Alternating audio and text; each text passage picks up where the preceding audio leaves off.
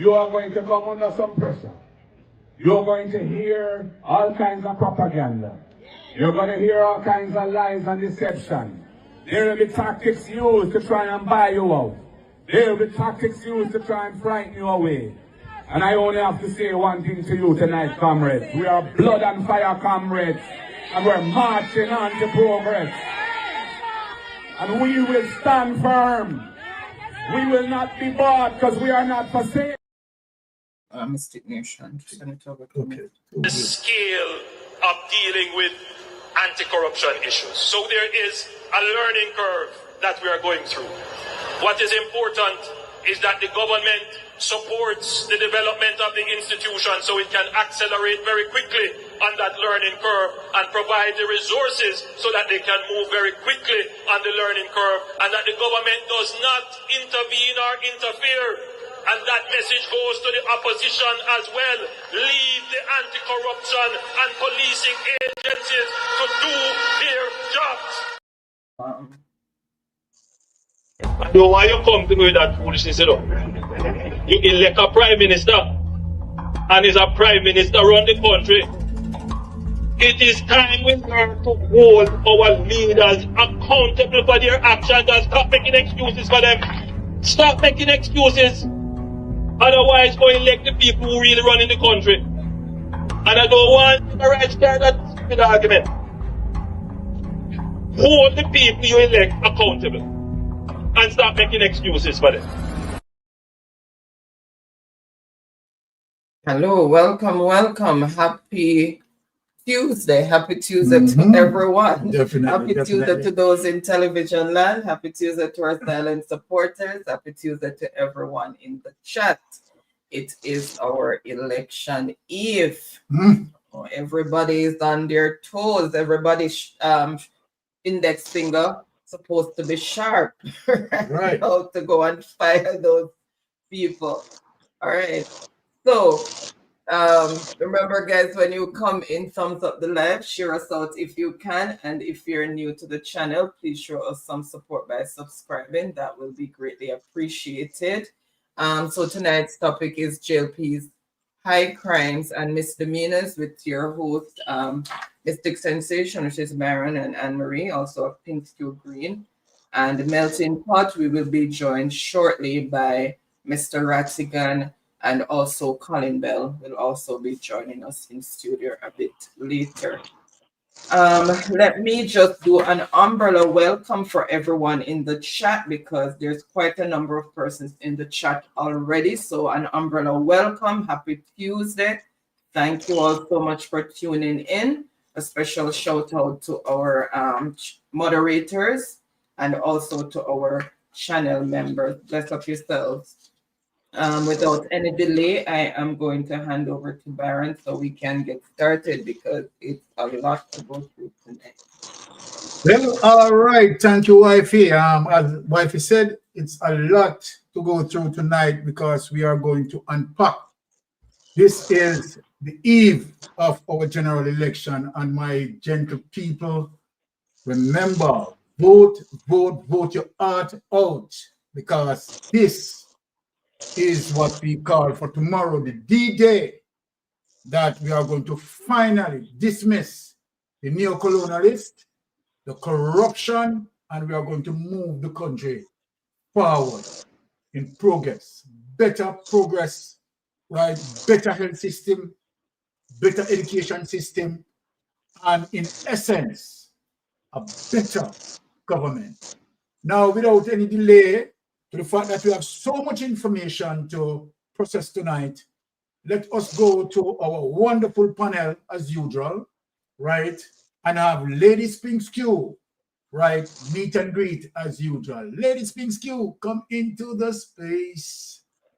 Thank you, Uncle Byron. Good evening to Lady Anne-Marie and to yourself, Uncle Byron, to Melting Pot, who is here on the show tonight.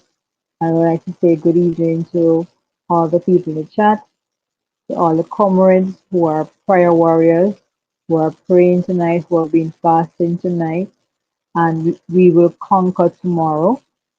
And we are praying that nothing happens tomorrow to distract us from voting out these people. I am praying that my comrades are praying right now and are prepared for tomorrow, because tomorrow we face the battle. It's a battle between good and evil. It's a battle between someone with integrity and someone without integrity. It's a battle between corruption and someone who hands are clean and someone who heart is clean as well. And I implore my comrades, get up early, even to make a cup of tea. Get out there early.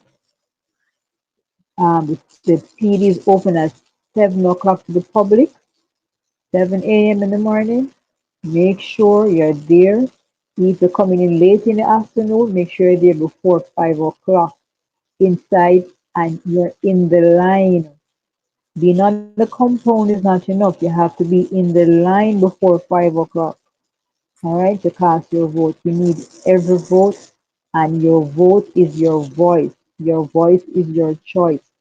Let nobody tell you that you are not supposed to vote tomorrow. Our ancestors fought long and hard for us to have the right to vote. Let nobody discourage you from voting tomorrow. And remember, it's important to put this corruption out of government. And I yield the floor. Okay, well said, Sister Spinks, Sister Spinks, right, pleading to our Jamaican people to make sure that you vote, right, to make sure we are eliminating corruption and invite good governance and pursue nation building. Without any delay, let me just bring in none other than the open batsman, Melting Pot.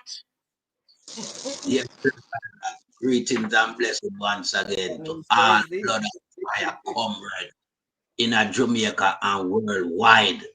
Yes, man. Tomorrow at the what? D-Day. D-Day. Shall finally rest the door of Jamaica once and for all.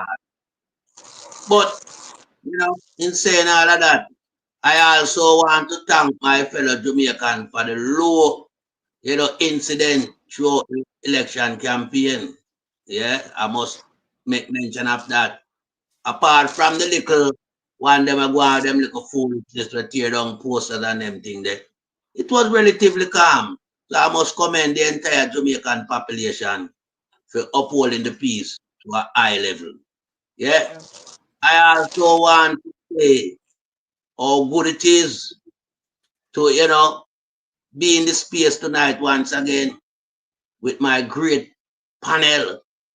You understand? One big up Lady Spinks from the West as usual. She are the best when it comes to, certain things happening on the ground. She can feed you with that. Sir Lord Byron, the host, our technical director, Lady Anne Marie, who worked tireless behind the scene to put this production together. Sometimes the work we should do behind the scene, if people know them would have dropped down. Take a lot of time to formulate the program so that it can be of substance. I also want to thank the people who are, devoted them time, to every other Mystic Sensation program. People them who participated in the chat. It was a wonderful journey. The ride was so, well enjoyable to me personally. And I know to the rest of panelists them, because without you, the people, the show lacks certain ingredients. So big up everyone, I must commend you all for your tireless and, and undivided support that you have given us. Well, I want big up all the People's National Party, member of candidate. I know we work hard on the ground to get this thing to the stage where we see victory. We can almost touch it. We feel it. We smell it. We know it. Victory at last. Deliverance for Jamaica. Deliverance for Jamaicans. And deliverance to, freedom fighter, the great ancestors them from the past who fight to liberate Jamaica from mental slavery. So, you know, Nanny, Sam Sharp and them people, Paul Bogle, yeah, George William Garden, Taco and all of them people, we have to big them up, you know. Sir Daddy Manley, same way. Portia Simpson, same way. PJ Patterson, same way. Enough respect. A great leadership that, you understand, the backbone of the country. So tomorrow, as me say, at the day when everything shall come to an end as it relates to the Jamaica Labour Party and them reign and stranglehold with them have for the country for a decade. And I yield back the floor. Wonderfully said, Melting Pot. Wonderfully said, Pink's Q. All right, let me tell my Jamaican people in terms of the information that I am getting on the ground, because, you know, a lot of information, a lot of people have been calling in, right? And they are saying to me that, Byron, let me say this. It's over for the Jamaica Labour Party. It's over. The people, right, said enough is enough. And I want to speak as it relates to the certain information that is coming in now, right? In the area of, let me see this. Let me read this to the people. Where is this? Okay, this is Coral Gardens. But they are saying that my polling station moved to 3 different locations in less than a week without public notification, other than online, which is where I found out about the changes. The original location was at Coral Gardens Anglican Church Hall. Now, this is it in terms of when you see the corruption and the Jamaica Labour Party try to use all their strategy and trickery and all of that.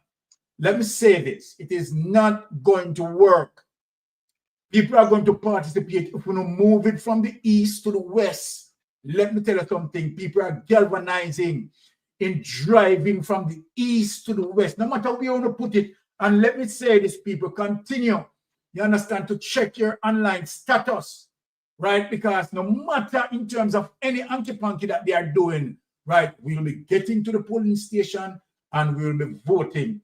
Now, let me say this, my Jamaican people, Damian Crawford had mentioned something on the political campaign. And Damian Crawford phrase said, one by one, they will be going to jail. Jamaica people, it is no joke, no joke. Damian Crawford wouldn't have come out because Damian Crawford is quite a measurable person, right? He's not someone who speaks loosely, right? For me and other investigators, we know what we are looking at.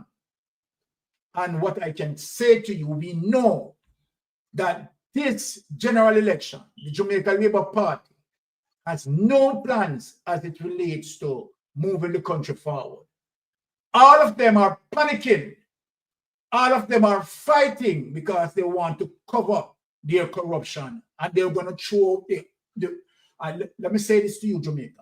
They are going to tell you that Jupiter is going to come to Earth and it is going to join Earth. And as such that it joins Earth, you're going to have productivity grow over this and over that. Listen to them. Don't listen to them. Right? They know very well a change of government. What does that mean? That is a question that I'm going to ask later. They know what a change of government means to them. And that is one of the reasons why they are fighting tooth and nail to stay in power. But let me tell you something, Jamaica people, what we are getting on the ground, it is over. It is over. And I can guarantee that. Now, let us get into the concerns as it relates to the umbrella group of church and people outside.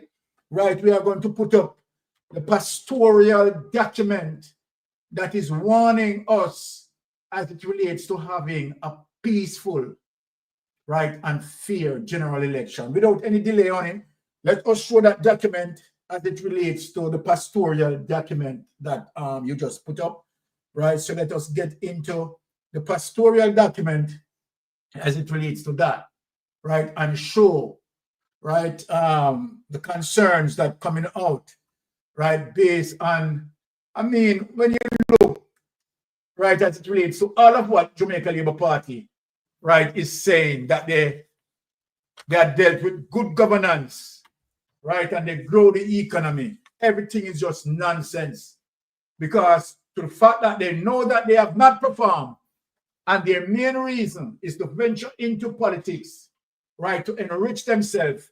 Now time caught upon them, and they did not realize that they would have met us in social media, right? That is what changed the political paradigm for them. Now here it is, United Church in Jamaica and the Cayman Islands, 12 Carlton Crescent, Kingston 10. Dear sisters and brothers, grace and peace to you in the name of our Lord and Savior Jesus Christ.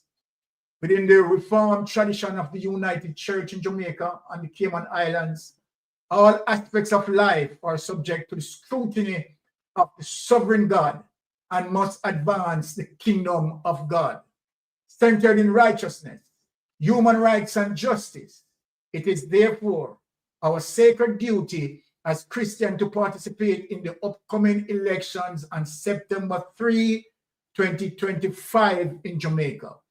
We are encouraging all eligible members, persons aged 18 years and above who are registered to vote, to faithfully, prayerfully, and responsibly exercise this civic duty.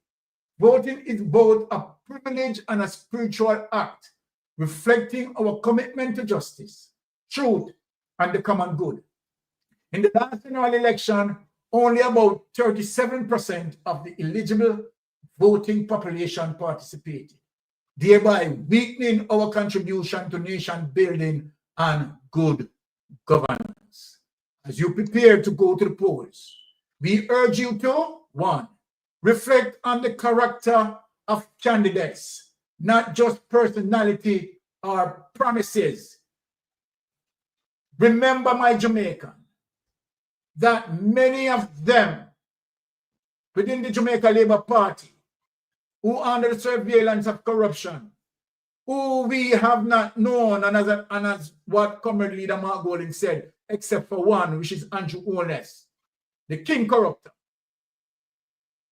People must be aware that as such, none of them must be voted for, because we don't know who are the other 9 corrupted individuals. And we can't go to the poll blindly, you understand, voting for persons who are under investigation, who enrich themselves. We must say as Jamaican, we need value from our politicians. Enough is enough. Bulletin point number 2, consider values and principles that shape our families, communities, and national identity. When we talk about consider values, remember, my Jamaican people, Andrew Holness and his men did not sign the code of conduct. Did not sign the code of conduct that asking them to act morally and ethically. They denied us that, to act morally and ethically. And so then, as a result of that, we have to make common sense prevail, that where you have leadership gone rogue in saying that we are not going to act on the principle of morality and the principle of ethicalness, then we need to take that from them. This time, we are going to show them that we are their employers. We are the ones who employ them. And we can't have our employee employer that he is or they are not going to carry out their moral duty in an ethical way. So time come tomorrow that we are going to employ new people that is going to consider, right, the value in governance, that is going to consider that the code of conduct is important, that is going to consider that under no circumstances any member of parliament must pursue illicit enrichment. Let us move on.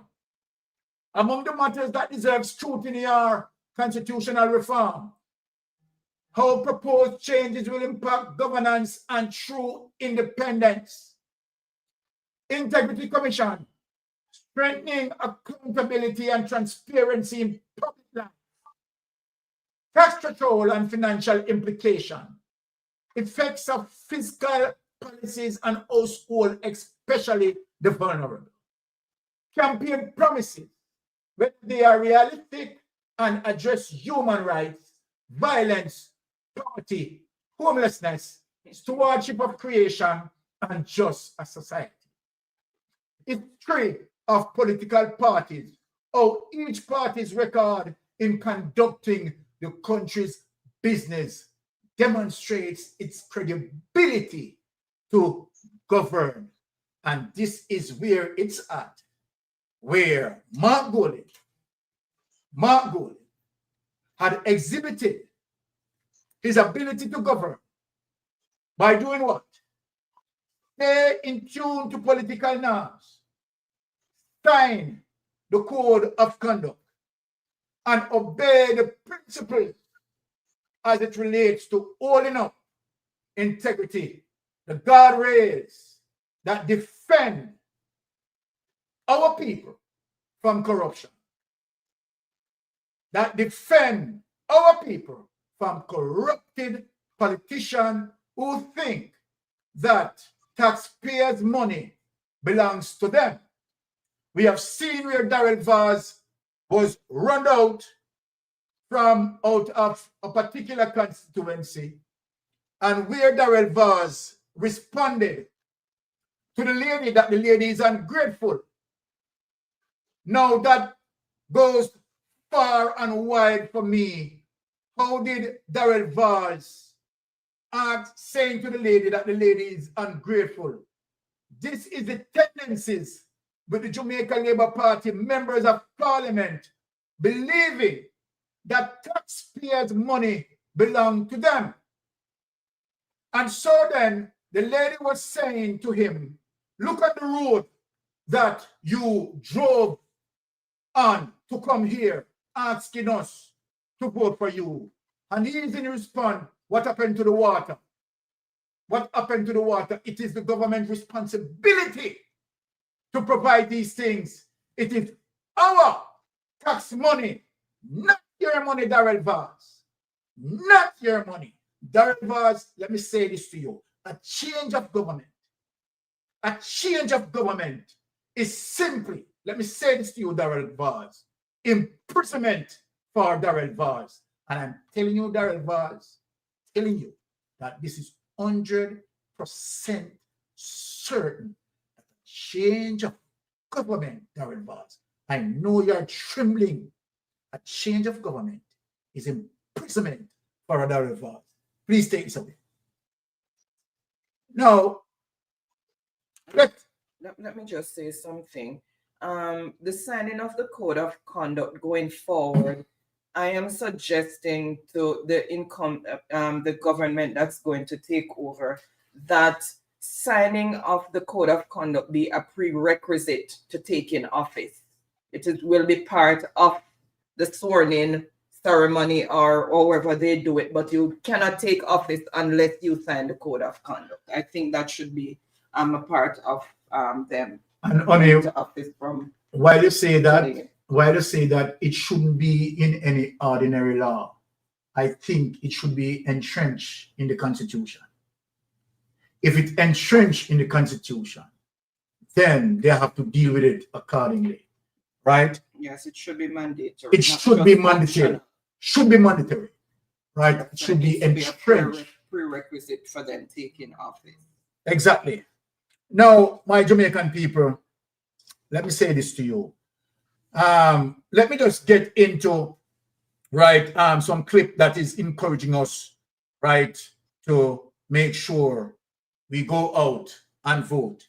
Without any delay, listen to one of our entertainers, right, telling our Jamaican people to go out and do the right thing. Video, Buju, right? Telling us to go out and do the right thing. Tonight, we are going to rolling out all the stops. Tell me if you're happy with this high cost of living. No, no, no, no. People, are you happy with the wages them giving? No, no, no, no. Tell me if you're happy with this high rise in crime. No, no, no, no. Them want thief every penny and you don't get a dime.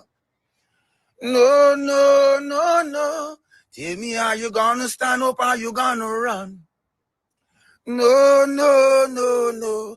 Be brave enough to tell them time come. Hear me? Now this is BUCHANAN reaching out to my beloved Jamaican people. The moment of decision is drawing nigh. I want everyone to know that the decisions we make will only affect our children and the future of Jamaica. Make the right decision, make the right choice. Don't be intimidated. I love you all. Run him back again. Yeah, post it. Run him back again. Run back the general again. Tell me if you're happy with this high cost of living. No, no, no, no. People, are you happy with the wages them giving? No, no, no, no. Tell me if you're happy with this high rise in crime. No, no, no, no. Them want thief every penny and you don't get a dime. No, no, no, no. Tell me, are you gonna stand up or you gonna run? No, no, no, no. Be brave enough to tell them time come. Take it away. Hear me? Now this is BUCHANAN reaching out to my beloved Jamaican now, all my people. peeps in the chat, if you don't know, say time come, time come. I want to see the chat. When you type, time come. Because we will make them know, say, tomorrow, Mark Jefferson calling by 7 to 8. Let me predict it. I want the people to send it up, you know, man. Time come, man. Time comes, people speak to me. Right? Between the period 7 p.m. to 8 p.m., Mark Jefferson Golden will no more be addressed as comrade leader. Mystic Sensation is saying that Mark Jefferson Golden will be Sir Honorable, the right Prime Minister of Jamaica. Right Honorable Prime Minister of Jamaica, Mark Jefferson Golden. What does that mean for the opposing party? Scrambling, running, flying out. But we have the plan for them to ensure that none shall escape the judgment. Them think a joke. Now play the next clip. Honey, Jason, play the next clip. Jason. Yeah. Yeah. And then we really juggle up.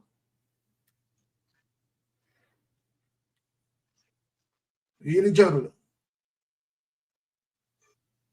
Because tonight we want to make sure that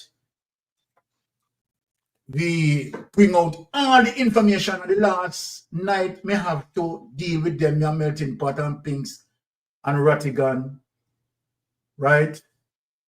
And Colin Bell have to deal with them. Tonight we have to bring the method up.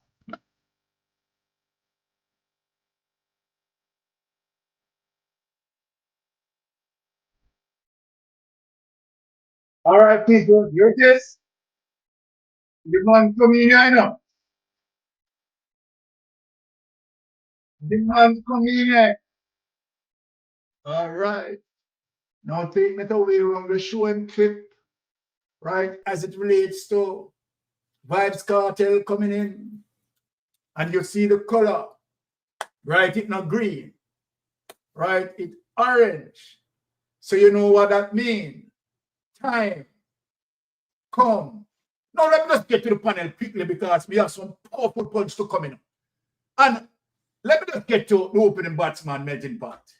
Now, melting pot, you have seen two powerful entertainers, right, came out and making their statement, right, politically, right, and saying, it is clear, time come.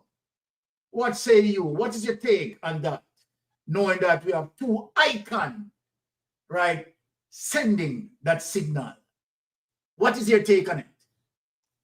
Well, my take on it is that it's a statement of intent to the Jamaican electorate to go out and do the right thing because time come.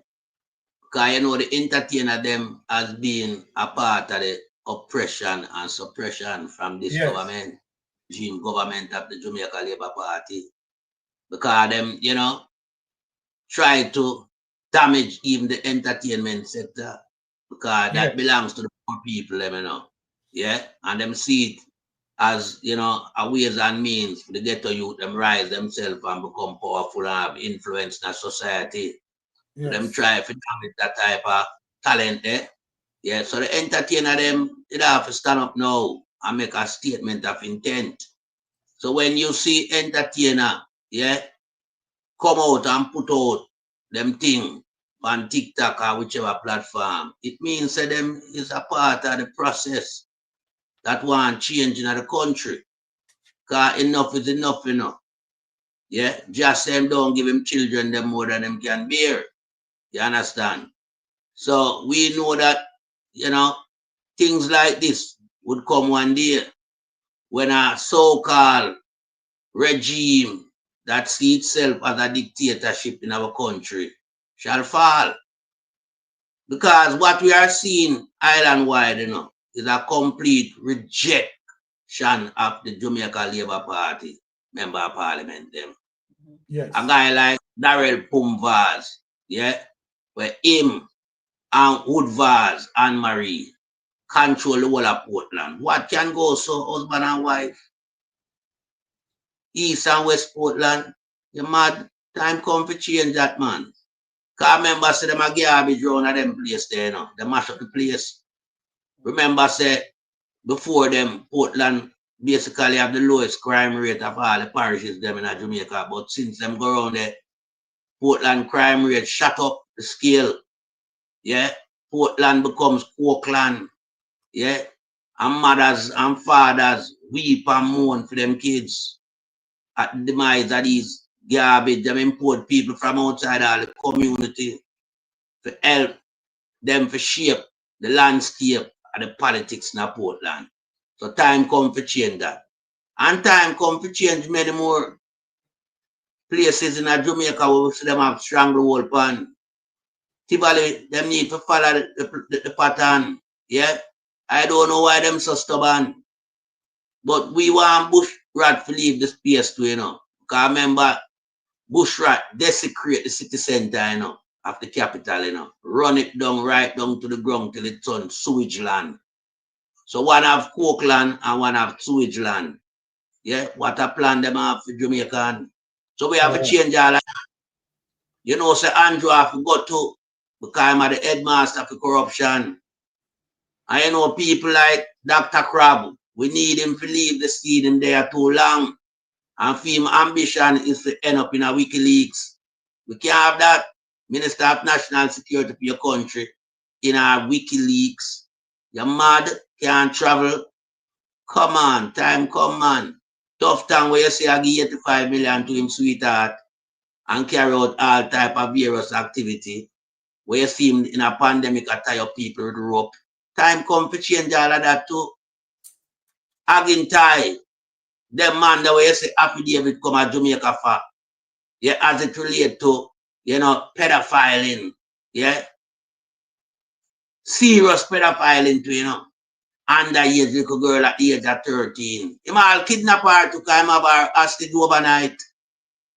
But when we look, Them show affidavit in a file 13. Time come to change all of that. And the list is so enormous. Time come to take back the land them from Charles and the guy down there in St. Elizabeth. Yeah? Where name one? J.C. Hutchinson. A 2,900 acre Jamaican land between the two of them have, you know. Time come to change back all of them plan them, take back them land there. So me can just read out a whole file upon them. But time no permit me tonight. But we know say time come to move all Michelle Charles. Because St. Thomas people now get no representation from she, you know. Where she there in St. Thomas I do is oversee her father land them with him thief. The 1,500 acre land. Time come to move James Robertson to him a criminal in a St. Thomas. They mash up St. Thomas people life, run where Leon Johnson out in Barn Parish. You understand? And him come from there. So time come to change them little thing there. Babsy Grange, you know she's a, we call it now, a pocomania. We don't want them there in our politics. Time come to change that too. Yeah? So we know so we have the thing right where we want it now. Because the time is just a couple of hours away. And we know we shall make a change. And I yield back the floor, my brothers. All right, blessings. Now, let me tell you something. We are going to dig up some serious stuff tonight because tonight is our last night, you understand, to push out the information. And we are going to do it.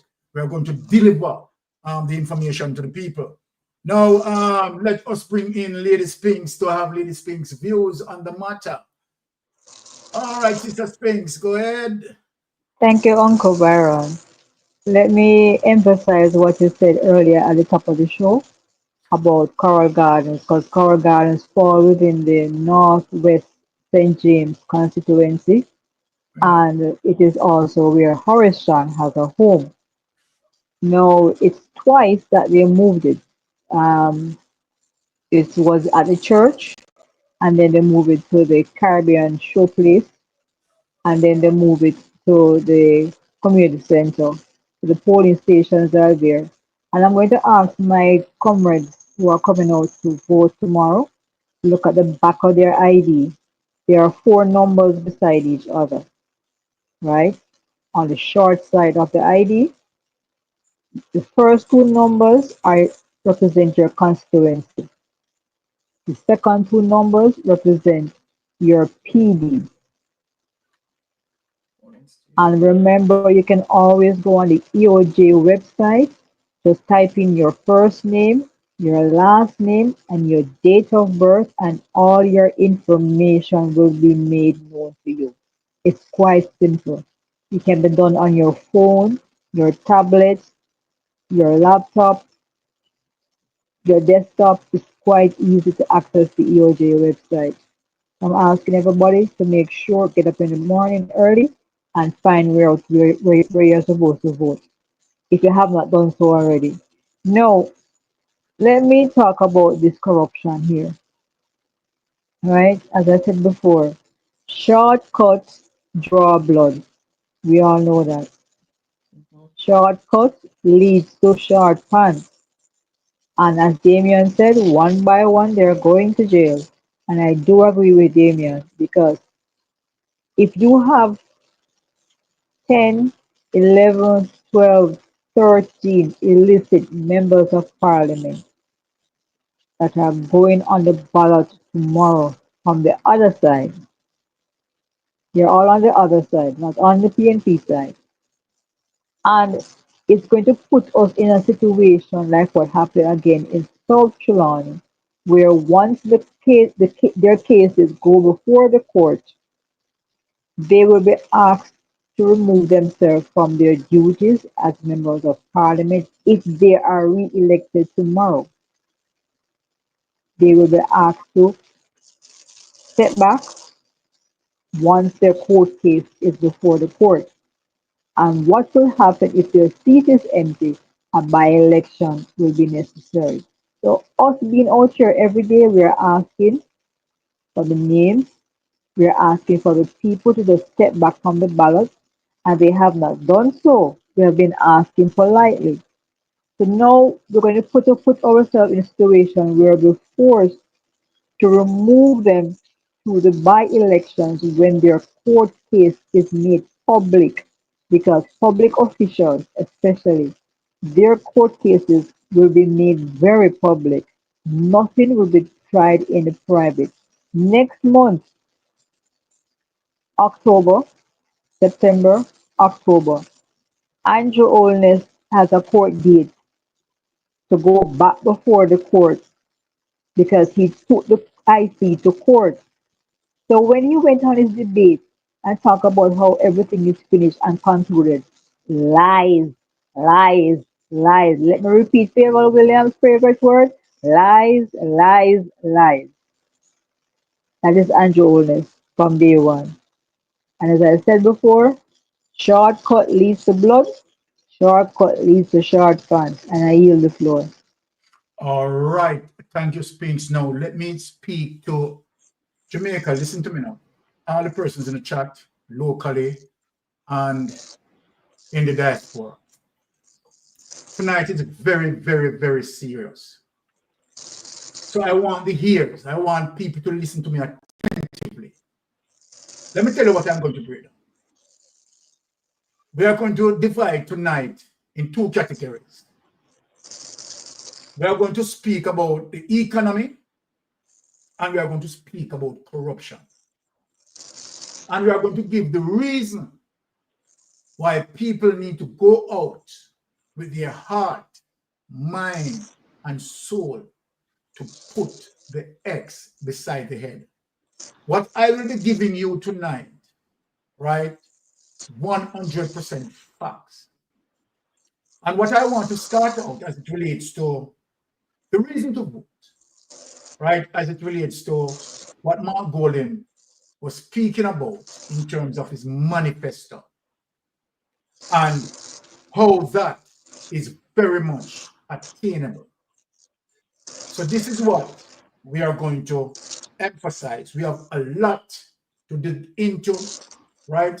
But we are going to address the economy and show you the evidence of who built the economy, right? Now, let us get into understanding, right, more so Mark Golden, the People's National Party Manifesto. Let us get into that, because we want the ears of the electorate tonight, right? Yes. People's National Party PNP says it will be tough on corrupt politicians should it form the next government. Persons in the diaspora are also being promised a representative in the Senate. The PNP outlined those and a range of other promises last evening during its manifesto launch. Now, our reporter Dwayne Anderson was there and filed this report. PNP officials and supporters traded the carnival-like scene of the campaign trail for a business atmosphere on Tuesday evening. Their manifesto, launched under an 11-point plan, was titled Mission Jamaica Love.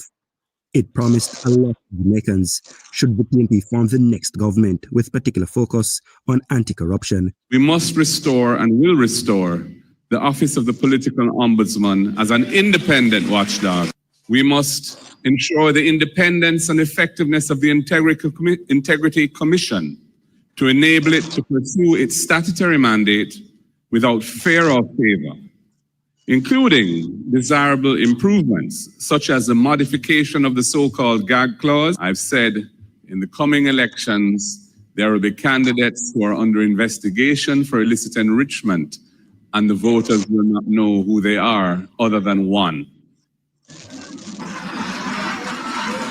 Special plans too for areas such as agriculture, housing, land reform, education, and culture. You heard our manifesto in Patois? Well, we will recognize the Jamaican language as an essential part of our Jamaican identity. We shall protect historically marginalized groups, particularly people of African descent, through a national ban on hair discrimination. We shall have a discussion and consider fixed election dates and term limits. And this is no idle promise. And to those of you who are not here but are listening, we shall expand the Senate to broaden representation to include the diaspora, persons with disabilities, and the Rastafari and Maroon communities. An audio version of the PNP's manifesto will be available in Patois. The PNP leadership explained a second portion of the manifesto will be provided after the Jlp'S manifesto is made public, given what they say is a practice by the Jlp to use their ideas. Dwayne Anderson, TVJ News. And remember, my St. James people, right? And since we touched that, for all persons in the St. James region, right? Particularly, we are going to put out as it relates to Oristang constituency. We want a message sent to Oristang. My Jamaican people, Oristang is in the WikiLeaks as it relates to drugs and gun right transshipment. But before we get into that, let us have Brother Rattigan meet and greet his people before we get into that. Testing 1, 2, 3. Microphone test. Mic test. The mic sound nice tonight. Okay, good. Sincere apologies for being late, Mystic. You got my text message, right? Yes, so, man. But everything is fine right now. All right. Melting Pot, big up yourself. Pinks, big up yourself. Can't wait for tomorrow night, right? Victory can't wait. Well, last night we set record. I think we went 9 hours straight from. Yes. Oops. All right, Brother Rattigan, having some experience as it relates to some technical difficulties there. Okay. So he's back. Go ahead, Rattigan. Yeah, no, I said we went for 9 hours straight from 3 to midnight yesterday, and we touched on a couple people called me and say, them say, I know them all say you're PNP because them say you beat the man, them like oh PNP would have beat the man. So them say so, but be that as it may. Listen, folks, I've been getting a lot of calls about buses, and I think I have 2 more buses today, and we have many more to come. But we'll talk about that later, about whether or not these buses should go to Jamaica and the purposes and who's going to bring them in and all of that. But just so you know, the people are asking about buses. I received a phone call today saying that we're getting 2 more. So ready to go, sir. All right. Blessings, Brother Ratty. So we are not going to waste any time. We want to send a message, particularly as it relates to the constituency of Oristang, that time come and he needs to go. So let us hear what, of course, our MP candidate, Alan Bernard, right, is saying to us. Without any delay, let us share Alan Bernard's views.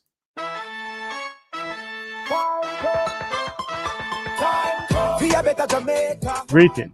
I'm Alan Bernard, the People's National Party candidate for Northwestern St. James. I'm offering myself for service because I believe in the genuine empowerment of people and communities. From establishing a primary school and fast-tracking the construction of a health center in Norwood to improving water systems, upgrading playfields and community spaces, and expanding youth engagement through civic leadership, sports, and the creative arts. Time has come for a renaissance in Northwestern St. James, a time to reclaim hope and embrace leadership with heart, vision, and courage. Northwestern St. James, time comes. Jamaica, time comes for a better life.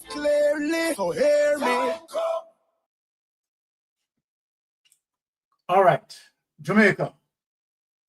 Where am I going from here is in deep waters, right? And we are going to show something, but let me give some context to this, some background to this. We have seen that Portia Simpson, Miller, and Dr. Peter Phillips, right, had taken Jamaica, right, as a result of a damaged economy. And that is one of the reasons why we are going to roll out evidence tonight. Damaged economy. We have seen where Bruce Golding had failed 8 consecutive IMF tests.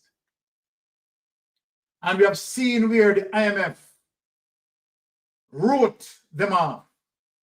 The World Bank, right, decided that they are not going to do any business with Bruce Golding administration. We have to show history in terms of what transpired and how Portia Simpson came in and struggled to fix back the economy, and as such had written fiscal discipline and create that fiscal space. And where Portia Simpson led government with Peter Phillips have to go to the Jamaican people and ask them to burn their belly because of what we have exposed to as a result of the failure with Bruce Golding government. My Jamaican people, we have seen Andrew Holness on the platform, right? We have seen, right, many of the Jamaica Labour Party member of parliament telling all the lies, serious lies, and say they are the one who create that fiscal discipline. We have the records. We are going to show Jamaica, giving you the real history as to why you need to vote for the People's National Party. Let me show you what transpired. After Portia Simpson, right, go to the United States, beg Maxine Waters to give her a chance to speak to the IMF and to make the IMF at least listen. There was a difficult task that the IMF set, and they did not believe that Jamaica would overcome. But I am telling you that Portia Simpson and Peter Phillips had overcome. Now, let me show you something, my Jamaican people, where I am going, as it relates to that. We are going to look at the 100 reasons as to why to vote for PNP, and we are just going to get into the Portia Simpson, right, achievement, and then we travel from there, because tonight we want to speak the truth and bring up the facts as they are. Now, let us get into 100 reasons to vote for the PNP, and let us go to Portia Simpson's achievement. We have seen where the Jamaica Labour Party lie in their conniving ways, right, that damage what Portia Simpson had achieved. Now, share it, and then we are going to do a deep dive in terms of Portia Simpson. Now, my Jamaican people, let us read. Prime Minister Portia Simpson Miller is presiding over the greatest and most profound reform of the Jamaica economy in what is acknowledged as the most challenging period in Jamaica's modern history, taking over from Bruce Golding, a wrecked economy. This is now telling you that Portia Simpson Miller, right, has the challenge, that challenging period in Jamaica modern history, right? She lead the way, lead the path to success. Under her watch, Jamaica's management of its national debt has improved. All major economic indicators are showing positive signs. While social programs have been expanded to protect the most vulnerable groups in the society, when she took office, Jamaica was close to the brink of bankruptcy. Now we are bringing out the truth. We are speaking to the Jamaican people. And for those who want to stifle their conscience, continue to stifle your conscience. Under the JLP administration 2007 to 2011, let us get into the history. Let us get into the facts. Let us get into the truth, Jamaica. There had been 11 consecutive quarters of negative growth. 11 consecutive quarters of negative growth. The country's debt ballooned from $945 billion to $1.7 trillion. The debt to GDP ratio had also climbed to 145%. This translated to each Jamaican man, woman, and child owing some $600,000 each. The JLP administration had signed a 27-month standby agreement with the IMF in 2010 and did not, Mr. Andrew Holness, and where you, Andrew Holness, was in Bruce Golden's cabinet. You, Andrew Holness, right? Now, the JLP administration had signed a 27-month standby agreement with the IMF in 2010 and did not fulfill the commitments they made on behalf of the country. With Jamaica unilaterally aborting the standby agreement with the IMF, the country lost the trust and respect of the international financial community. Since taking office in 2012, the Portia Simpson Miller administration has begun to restore economic stability and Jamaica's international credibility.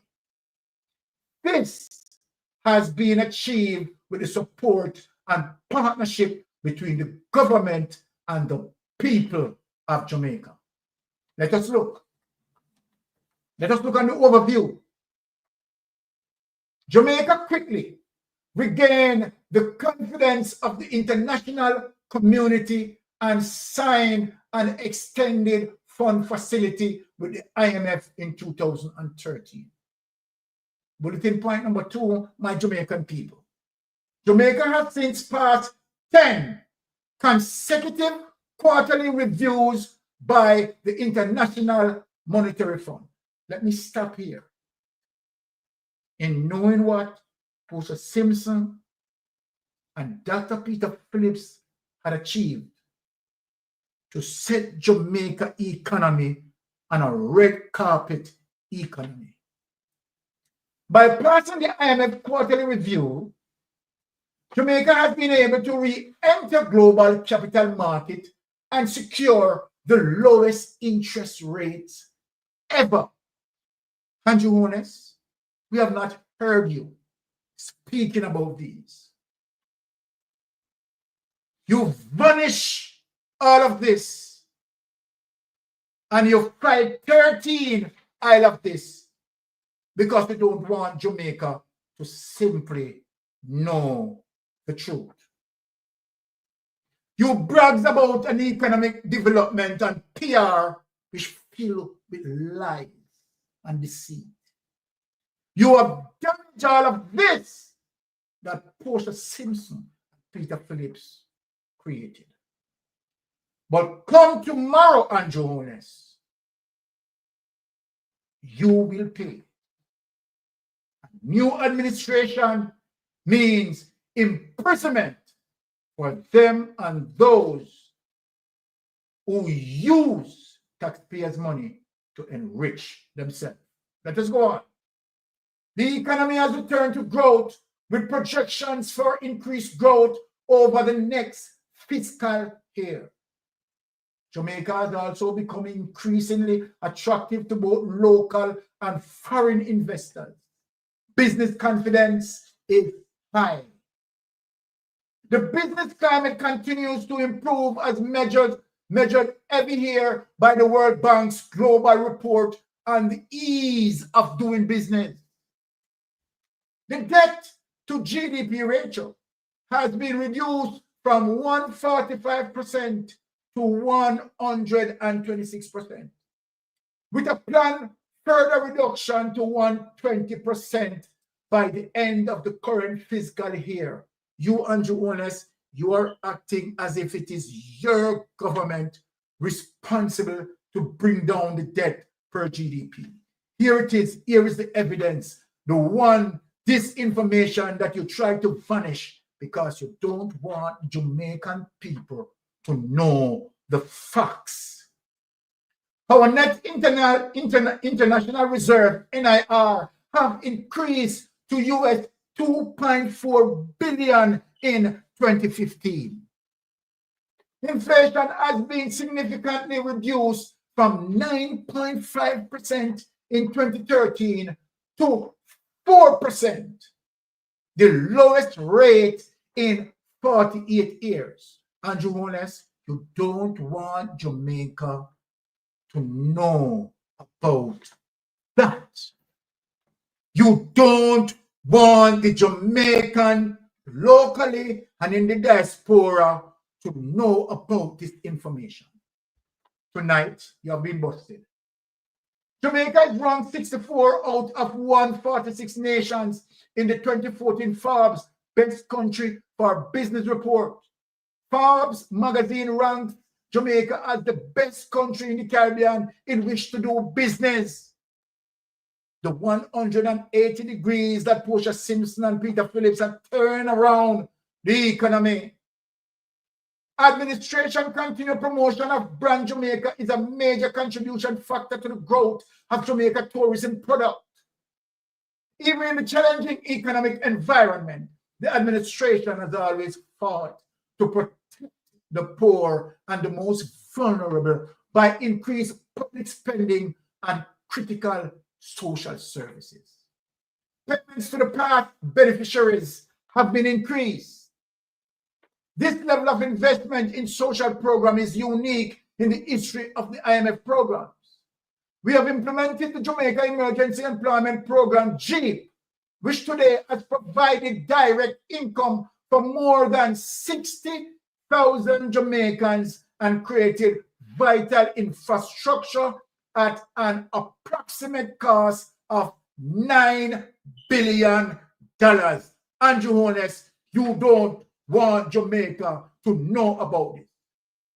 Increased investment in education and training are laying the foundation for a more highly trained and better educated labor force. Under your administration, we have seen where education damage. We have seen where Rural Reid has robbed the education ministry and you protected him from going to prison. Let us read more. Major housing programs have been undertaken, including inner city housing and sugar workers housing programs. The visit of major world leaders, including the President of the United States of America, Barack Obama, Prime Minister of Britain, David Cameron, and Prime Minister of Japan, Shinzo Abe, in 2015 alone, are major indicators of the strengthening of Jamaica relationship with the international community. Jamaica, we are teaching them tonight because we have to go out and vote tomorrow. Jamaica's hosting of the Petro-Caribbean Energy and Cooperation Agreement Summit meeting in 2015 is an indication of the esteem in which Jamaica is held by members of the Caribbean and Latin American community. Our athletes, performing artists, writers, and scientists continue to excel on the international stage. We have seen, Andrew Honest, under your administration, when we have our students who were trapped in Ukraine, you turn your back to them turn your back on them and say they have to take out loans. What Mark Jefferson Golden did was to say that was evil that you're doing to your own Jamaican people. Mark Golden, born here. Mark Golden, born Jamaican. Mark Golden, more Jamaican than you, dip in his personal pocket and pay the fee and said, come home and be safe. Life expectancy, 73 years in Jamaica, is at the same level as most developed countries. Jamaica continues to enjoy the reputation of being one of the world's stable democracies. We did not give Portia Simpson the chance to make Jamaica a better place today. But we are going to correct the wrong that had been done. My Jamaican people, let us delve a little bit deeper because I'm talking to the electorate tonight. I want the panel to discuss. For some of the people who don't like to hear this, they will put cotton in their ears. But we are going to prove it, that it is not only the People's National Party print media that is showing you all of that. We are going to show you external media that went parallel in what you have just read. Now, and show you evidence, not only outside media, we are going to show you the International Monetary Fund had spoken everything as it relates to what Portia Simpson had done, as it relates to that digital PDF. So we are not saying that we are only showing, you understand, the People's National Party digital PDF. We are going to deliver the facts to you tonight as it relates to the International Monetary Fund, also backing every single thing in the document that we have just read. Now let us please put up this, people. I want to show you something because I am breaking it down for people to understand. I want you to listen to this clip, Jamaica. Listen to this clip. You know, I'm so grateful to those of you that wanted to put comments on my TikTok video about your elections and about Andrew Aldous and his demon wife and his demon parliament. 37 years I've been going to Jamaica. My daughter went to school there. I've lived there on and off for 17. I know a lot about that country. I love Jamaica. Jamaica is a home to me. I feel at home there. I have worked with so many people over there. I've worked over there and had to pay my taxes. I come from the hospitality background and I watch the colonisers on the island, who I mentioned in the other video, plus enough families over there who are white, get away with not paying barely any tax. Right? And I get taxed to high heaven, and when I go to try and do a tax return, I can barely get any money back because the government are taking it all. It's ridiculous. Your minimum wage over in Jamaica for what they charge, for example, if you want to build a house, materials, if you want to send your kids to school, uniform, books, school fees, lunch money, taxi money, bus fare money, you can't do it on the minimum wage you've got yet. Your tourism makes billions of US dollars, right? You don't even control your airports, Mexico do. This is what I'm saying. Your government has sold off every bit, they've not kept it. You know, all your sugar, right? Because I can't stand the royal family, so let's get that straight. I'm Welsh, I'm not English. My parents brought me to England when I was 6. I didn't speak English till I was 6. So to English people, I'm a foreigner. But what they did in colonisation days was despicable. Not just to Africa, but to Jamaica. And it's still going on to this day. You think you're independent, you're not. You have a Governor General that sits on there. I fight for the freedoms of people who are too scared to fight for themselves. So all of you with your big mouths coming on here, wanting to challenge me, why don't you challenge your government? You think I'm afraid of them? I've challenged bigger governments than them in Africa when I've worked over there. So I ain't afraid of them. Because they're working with some elites out there that you don't even know about. Because the ones of you that are still voting for Andrew Holness, it's like you've been obeyed to hell, indoctrinated, blackmailed. He does nothing for you. You can look at my colour all you want. I don't business. My kids are black. So you see how when you don't know people and you love chat, why don't you start to recognise that you're still enslaved there? Why is it when I lived in Hong Kong people who were a British colony could get a passport, but you as Jamaicans don't get that even as part of your reparations? That's the least it could do, is give you a British passport so you can move freely, so you don't have to sit in the US or UK government embassies to be declined on absolute bullshit. I know so many people that go for a visa and get declined.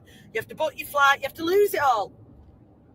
Yeah, does your government do anything to make it easier for you to travel and not be a slave just to the island? No. Your government do nothing for you in COVID. Oh my word. They starved us for a year and then they offered you money to take a fatal injection. And they knew. And they took a bogus one to promote something because they got a big backhander. They locked you down, they ruined your businesses, and they followed the world's agenda, which is really coming from Jews. But if you're all dunce and don't know that by now, I can't teach you. You don't want him in power in 2030, let me tell you. You don't. Because if you keep him there, I mean, hold on a second, right? We want to talk about leadership and you want to slag me off. Let me show you something. Ibrahim Traore, he's got it right. Andrew Holness ain't got the balls to do what Ibrahim Traore's done and tell the white man to get lost. Tell all of the Mahfouds, the Corys, the Azans, the Stewarts, you know, Chris Blackwell, the ones who have robbed Jamaicans of everything. I'm sorry, but I cannot stand back and say nothing. All the corruption within the police stems from the fact that if they don't pay them well, they can add backhanders and make them into assassins and corrupt police on the ground. So I feel sorry for the police. You need to be paid a lot more money and you need to stand with the people. But your government will never pay you more money because they like the fact that you're corrupt, because then they can call on you to do some of their dirty work. If you all have questions for me, ask me. Right? Ask me. But don't make assumptions about me. Right? Don't make assumptions about me. That's so funny and ignorant. That's how Andrew Holness has got the bulk of you still wanting to vote for JLP. Ignorant, indoctrinated, obeyed, and dunce. Because if you think that in a Western world, there are even other islands out there that pay better than your island and don't make the money you make in tourism. Look at football. Brilliant footballers out there can't get a break because of the corruption in football. Look at the roads. Do you know the Chinese? I think we owe them, I think it's something like close probably to 30 billion US dollars. Do you know what that means? If we can't pay them back, they'll end up owning those strips of land because that's how colonizers came in the first place.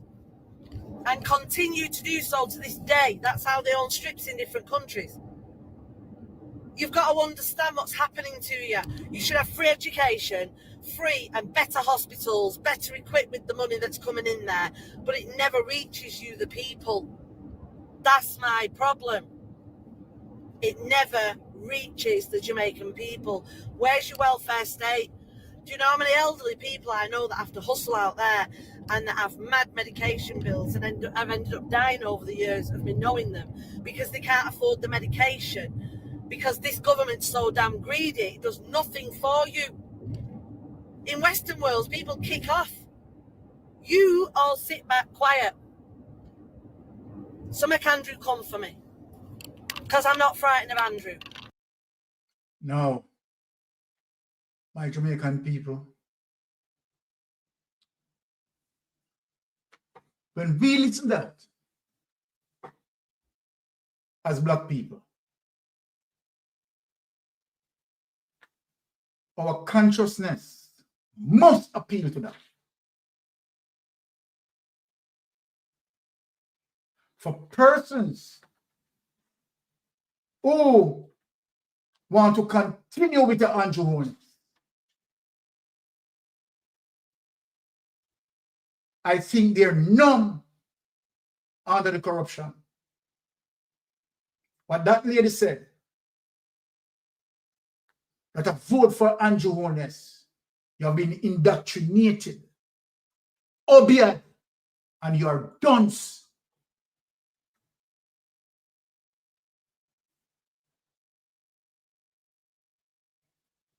My Jamaican people, you think she's the only one saying that?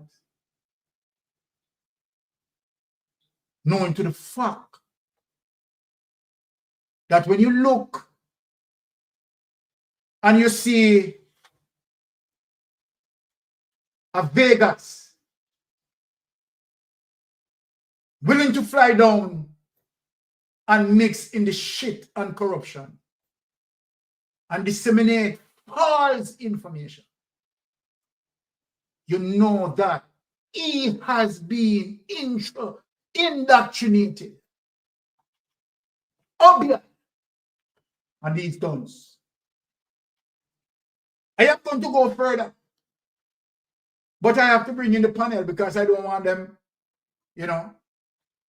I know that we have the big, you know, guns to come out and speak on the matter. So let me roll out again. Now, Sister Pinks, Lady Pinks, let me talk to you. You have heard what the lady said. And remember, we are giving the panel because we have a lot of information. 6 minutes. I want you to break down this for us as it relates to what that lady said. Sister Pinks, coming to the spotlight. Thank you, Uncle Byron. Part of political science is ethics. Yes. Ethics is basically what tells us and teaches us right from wrong. And the part of our brain that determines right from wrong is the frontal lobe. That's the part of your brain that's directly under your forehead. Now, when you look at the laborites and how they reason, they do not know right from wrong. The only type of person who will vote for the Jamaica Labour Party today is a person who does not know right from wrong. And when you do not know right from wrong in society, it means that you are mad. First sign of madness is not knowing right from wrong, and when you become a threat to society. Andrew Holness has become a threat to our society, and it's time we recognize that as an issue, and by tomorrow, this time, we will change that. You understand me, my comrades? By tomorrow, we can declare that we will be putting Andrew Holness into a situation where he will be able to get the right treatment that he deserves. Because obviously something is wrong with Andrew's frontal lobe as well as all the other members of his parliament and cabinet over there. How can you be elected, sworn in to serve the people, and you sit there comfortable in your situation knowing that there are other members over there under investigation? Investigations that are going to lead to another court case, and therefore by elections, and yet they are using the theme choose Jamaica. If you love us so much, why are you doing this to us Jamaicans here? You have the word Jamaica as the first word in your political name, but yet you refuse to respect the Jamaicans. The debate when Andrew Olney said that being born here does not make you Jamaican, you are disrespecting all the persons who were born in Jamaica. When you question Mark Golding about his house or not having a house registered in his name, you are then questioning all the Jamaicans who are not homeowners yet. You're questioning people who rent homes. You're questioning people who live in a dead left house, like Mark Golding. You're questioning the homeless people. You're questioning the people who catch a people yard. You understand me? And why is it under your government, under your portfolio, Andrew Ernest, we have so many people who are struggling to find shelter in Jamaica who were born here? Under your government, you have raped and robbed and pillaged NHT. You brought in your friend, the laundromat, National Commercial Bank. You brought in your developer friends to create artificial hurdles for contributors to NHT to make it harder and more expensive for the poor Jamaicans to accomplish a shelter that they can call their own. Then you turn around and you expect these people who you have deprived shelter to come and vote for you tomorrow. That is why I say you are mad. Imagine for the past 3 going 4 years, you have deprived our civil servants, the police, their overtime pay. After they took you to court, won the case, and yet you have the police here still working, and yet when you had a fake bomb threat at your house after the IC report was tabled, police was at your door to protect you, to serve you as their duty demands. And when we think of all the police who are actually in your personal security team who are not being paid overtime, do you think it's fair for them? I have spoken to several police officers who are struggling to pay their bills. You're keeping the civil servants half hungry. When you think of it, this month, September, new school year to start, and I'm sure by the end of this month, another 1,500 to probably 2,000 teachers are going to be missing from the classrooms. It's a migration, it's an exodus, it's a brain drain. The people trained here, civil servants trained here, nurses, doctors, police, teachers, and by the time they graduate, they have a job overseas. Why is this happening? These people are trained, they are skilled in their professions, and they're being disrespected by this government. Remember, the mayor of St. James said, All right, Springs, those you have who are, seconds to wrap up. So just use a few seconds to wrap up. and I yield the floor. Okay, all right, thank you. All right, well said, Spinks. Now, Melting Pot, your 6 minutes is on. Please go ahead.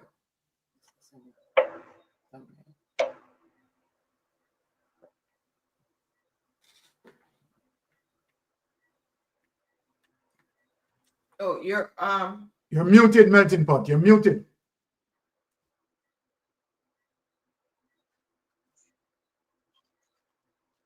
Can you hear me now? Yeah.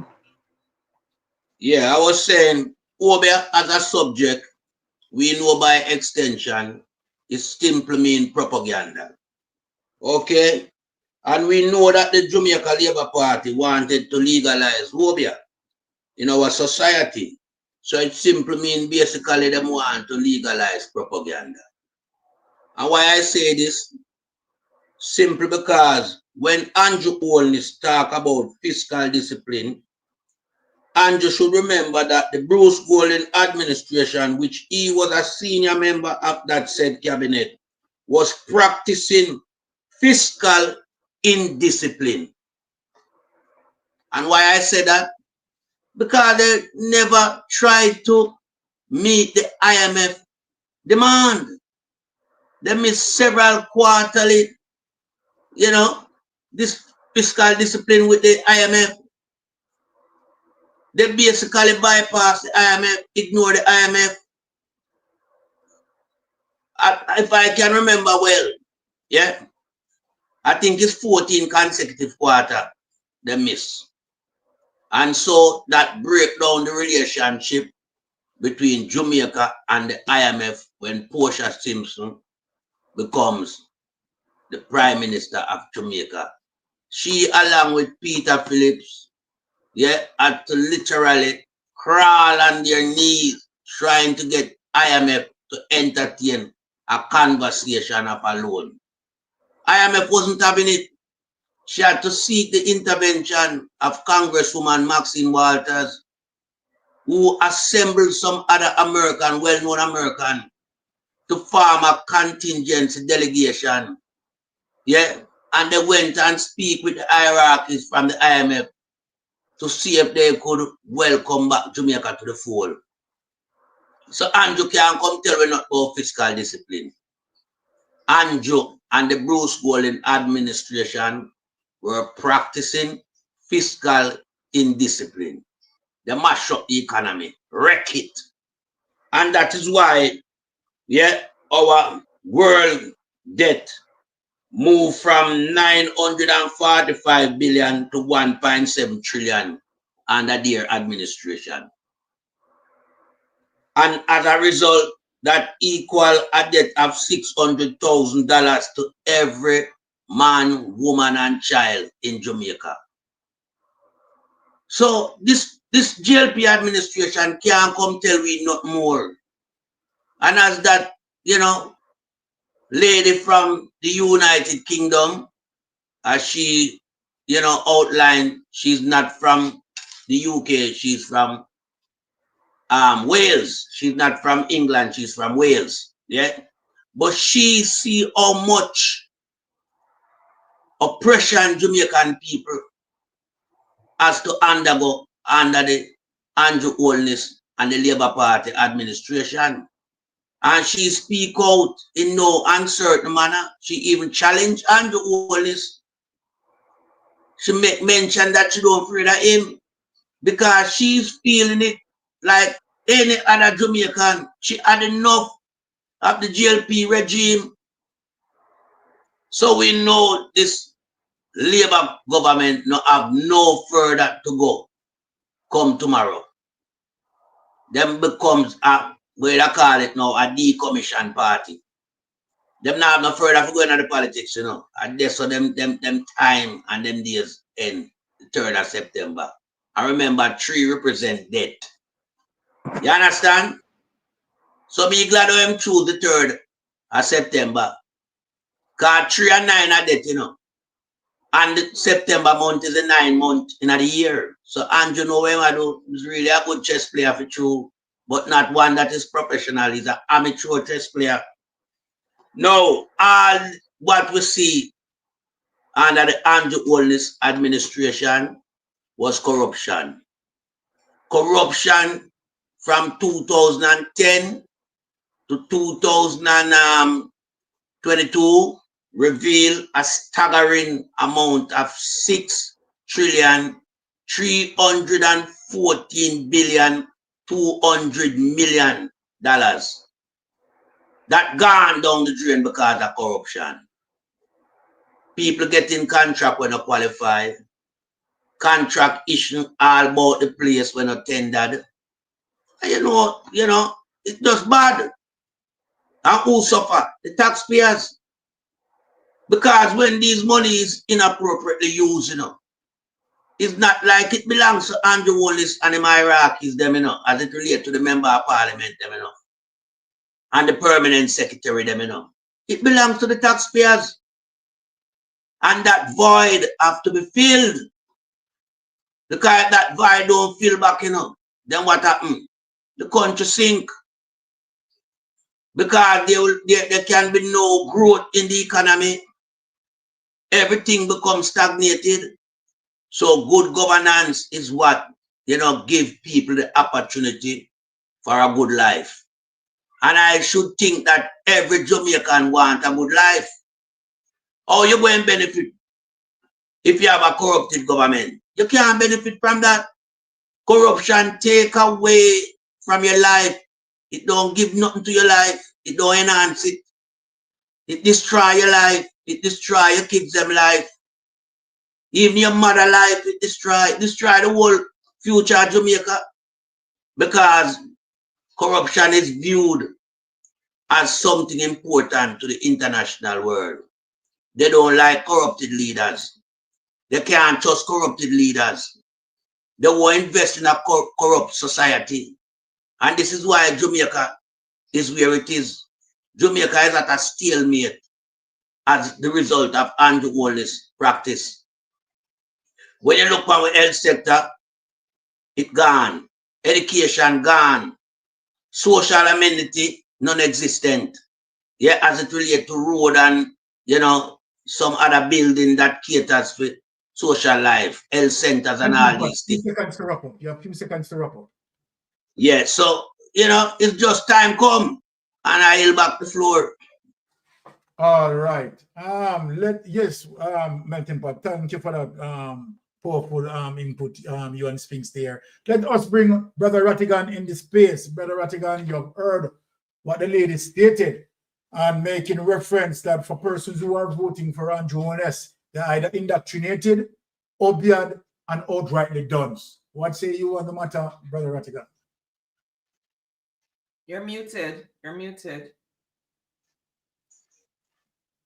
Brother, oh yes. Here you go. She's absolutely correct. I mean, we shouldn't forget though that Mr. Darrell said that we're dunce, dark, and stupid. And last night I took him to task and said that he's dunce, light, and stupid. Pinks mentioned the frontal lobe problem and referred to madness. And that's true because Andrew Holness, in a state of madness, sued the Integrity Commission. And that's how we have come to find out about all of these investments that he didn't tell them about in a timely fashion, which he was required to do. But I'd like to focus on us, the people, because it's not just Andrew is supposed to be blamed. We are supposed to be blamed because I subscribe to the principle that you teach people how to treat you. If somebody slaps you and you take that slap and walk away, and you come back and them slap you a second time, guess what's going to happen a third time? Them going to slap you, and them going to slap you a fourth, them going to slap you a fifth. What happened is that we have allowed the politicians to take over when we are truly the owners, financiers, employers, and voters in Jamaica. Yep. We have relinquished our roles as owners, financiers, and employers. We see ourselves only as voters. Once every 4 to 5 years, we dip our finger in the ink and we don't pay attention to the company we run, or we should be running, the company called Jamaica. And so what we have seen is a pattern and practice of politicians doing whatever they feel like doing simply because the people have not held them in check. And that's why we saw the Prime Minister getting involved with Jlp'S and the rooms on the beach fiasco where they sold our property for $7.2 million when it was worth more than $13 million. And I said to people, think about it at a very personal level. If you had beachfront property and the valuation was $13 million and somebody expressed an interest in purchasing that property, would you sell that property for 7.2? No, you wouldn't. So then why you allow them to do this? Similarly, Darrell Vaz, again, and the Prime Minister and the Cabinet, they just spent 1.4 billion on decommissioned buses. And what have we done? We basically haven't done anything. Well, I say to my Jamaican people that tomorrow we're having a shareholders meeting, because we're all shareholders in this. Shareholders in the corporation called Jamaica. And we, 4 years ago, elected a board. And we said to the board, we want you to do what's in our best interest. And the board said, fine. Now we have determined that the board did not act in our best interest. And what do you do in such a case? You vote out the board. You don't extend their employment. You get rid of them. Well, tomorrow is our chance to get rid of them. And finally, the Prime Minister mentioned something Sunday in his speech about, and for the first time I heard him talk about the protests at the consulates and the embassy in the United States. And for the first time, I kind of felt like justified. Well, justified based on what he's saying. I felt justified throughout, but justified in the fact that we were getting on their skin, because one of the things that he didn't tell people about was why were they protesting. But wear my shirt tonight. See my shirt out. See my shirt out. Corruption, Mr. Prime Minister, if you look, this with a vote, with a protest, corruption, what with that? Crime, poverty, broken promises, and no standing. And see him come back now and say, guess what? You have no standing. Just because you're born in Jamaica doesn't mean you're a Jamaican, because it depends on the choices you make for your country. Well, I want to tell him tonight that I am more of a Jamaican than he is. You know why? Because these are the things that we were protesting about. We weren't selling off our property for substantially less than it's worth. We weren't bringing in old decommissioned buses that are harmful to the environment and harmful to children. We weren't bringing those things in. We were simply doing our civic duty, which was to demonstrate a government that we felt was not serving our interests. And so, had it not been for the madness that he expressed with the Integrity Commission, we would not have known about Premium, Sunshine Mobile, Delido Taxi, Omega, Cash Plus, First Global Bank, the personal loans, Palladium, Acadia Drive, and I can go on and on and on and on. And it brings me right back full circle to what Pink said about ethics. How can you trust a man who claims to be a leader, set up an anti-corruption agency, and then defied that agency, the rules, the law, and then took them to court? Right. We Brother can't Rafi, you have 30 seconds to wrap up. No, I'm Are you here? Okay. All right. Let us turn up the heat, right, in the house tonight. A lot of Jamaicans really don't aware that under the Bruce Golding-led government, not only that Bruce Golding fall out of grace with the IMF, but under Bruce Golding administration and Andrew Holness administration, they had sold out most of Jamaica's assets. A lot of people don't aware of that. Tonight, we are going to dig into that, right? And show you proof of how many assets Bruce Golding sold off and Andrew Holness administration. It's crazy. So then, both Bruce Golding and Andrew Holness, I will say without no regret, told us out. Now remember, Jamaica, that when P.J. Patterson handed over the country to Bruce Golding, P.J. Patterson paid off the IMF. Paid off the IMF. Without any further ado, let me show you what is going on in terms of the information. Let us hear what the editor has to say. Document, the editor. Now let us get into what the editor has to say, and then we are going to prove that the Bruce Golding-led government and the Andrew Holness-led government stole off most of Jamaica assets. Now, this published Saturday, July 18, 2020. The editor, Mother. If Jamaica's invaluable, irreplaceable, and important assets continue to be divested, ultimately, Jamaicans will pay a heavy price, literally and otherwise. The more of Jamaica's lands, ports, public sector companies, beaches, etc., that are sold or leased to foreign interests, the less control present and future government and citizens will have of Jamaica. Take that away. Let us dig into JIS document. So they can't say that I am lying.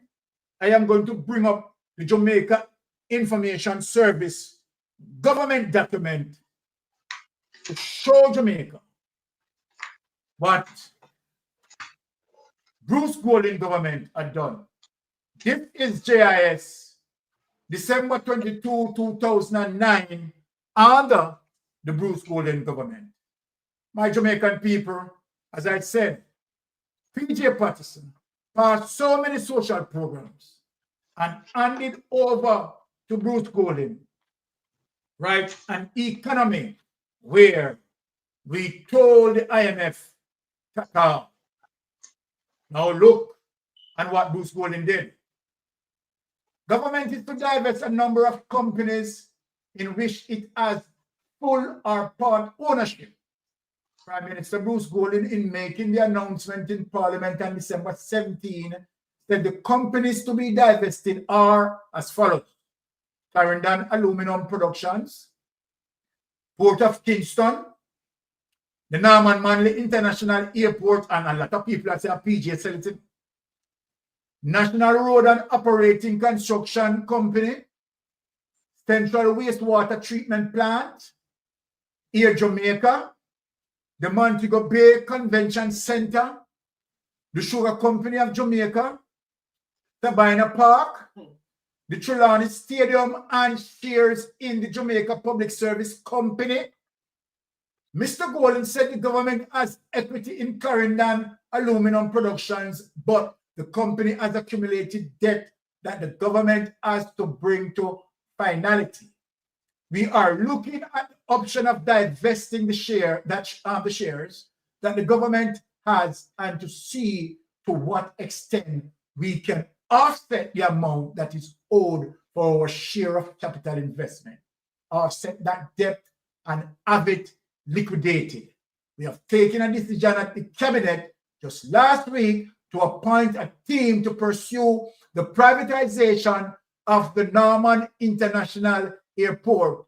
The method that was used for the Sunset International Airport was a good method, and we intend to pursue that, he said.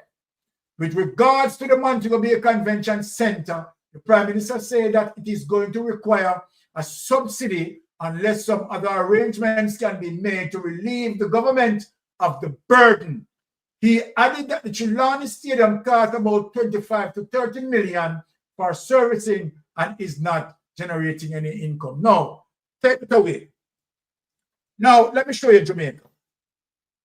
When you have a government that lacks the willpower and the brain power, right, to make sure an entity run effectively and efficiently, so that for the person who will privatize, if they can run it effectively and efficiently, why the government cannot run it?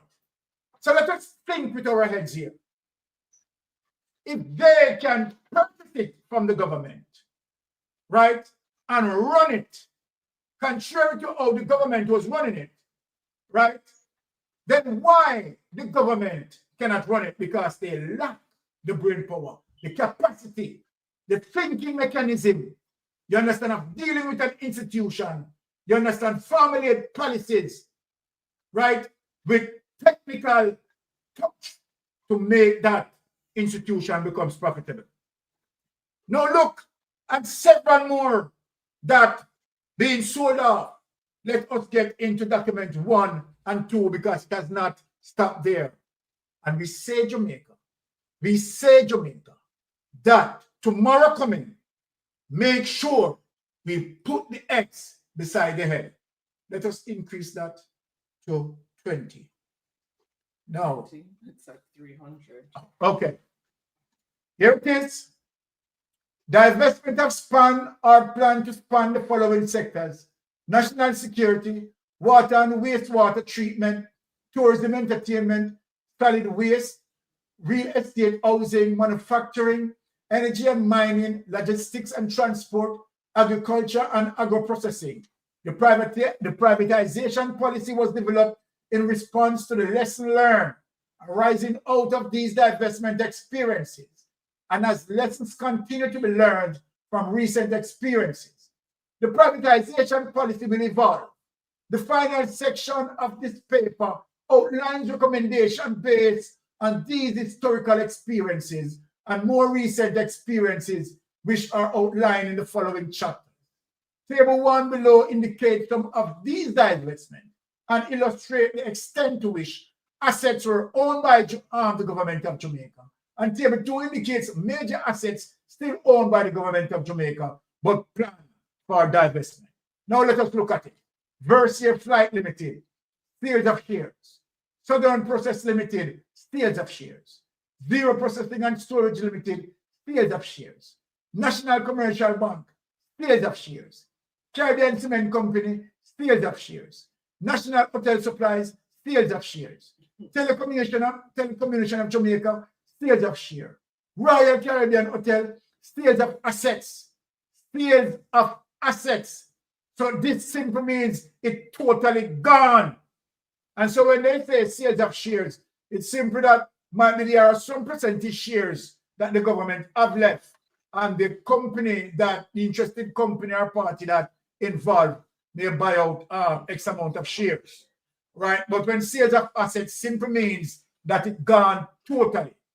Search Island Diaries and Dairy, sorry, sale of shares. Casa Monte Hotel, sales of assets. Casa Montego Hotel, sales of assets. Inn on the Beach, sales of assets. Wyndham Rosal Hotel, sales of assets. Inn 2 Hotel, sales of assets. Jamaica Hotel, sales of assets. Montego Inn, sales of assets. Edenism 2, sales of assets. Trelawney Beach, sales of assets. Jimson and Quarries, sales of shares. Wyndham Kingston, sales of assets. Jamaican Frozen Food, sales of assets. Millard Beach Hotel, sales of assets. Anne-Marie Americana Hotel, sales of assets. Workers Saving and Loan Bank, sales of shares. West Indies Glass, sales of shares. Nigel Cabins, sales of assets. RJRB shares, sales of shares. Government Printing Office, Employee Stock Ownership Plan. Caribbean Steel Company, sales of shares. Cornwall Dairy, sales of shares. Jamaica Soya Product, sales of shares. Skyline Hotel, sales of assets. Pegasus Hotel, sales of shares. National Computer Center, Employee Stock Ownership Plan. Sugar Estate from Monimus, Long Pond, Bernal Lodge, sales and lease of assets. Holiday Inn, sales of assets. Water Valley, sales of land.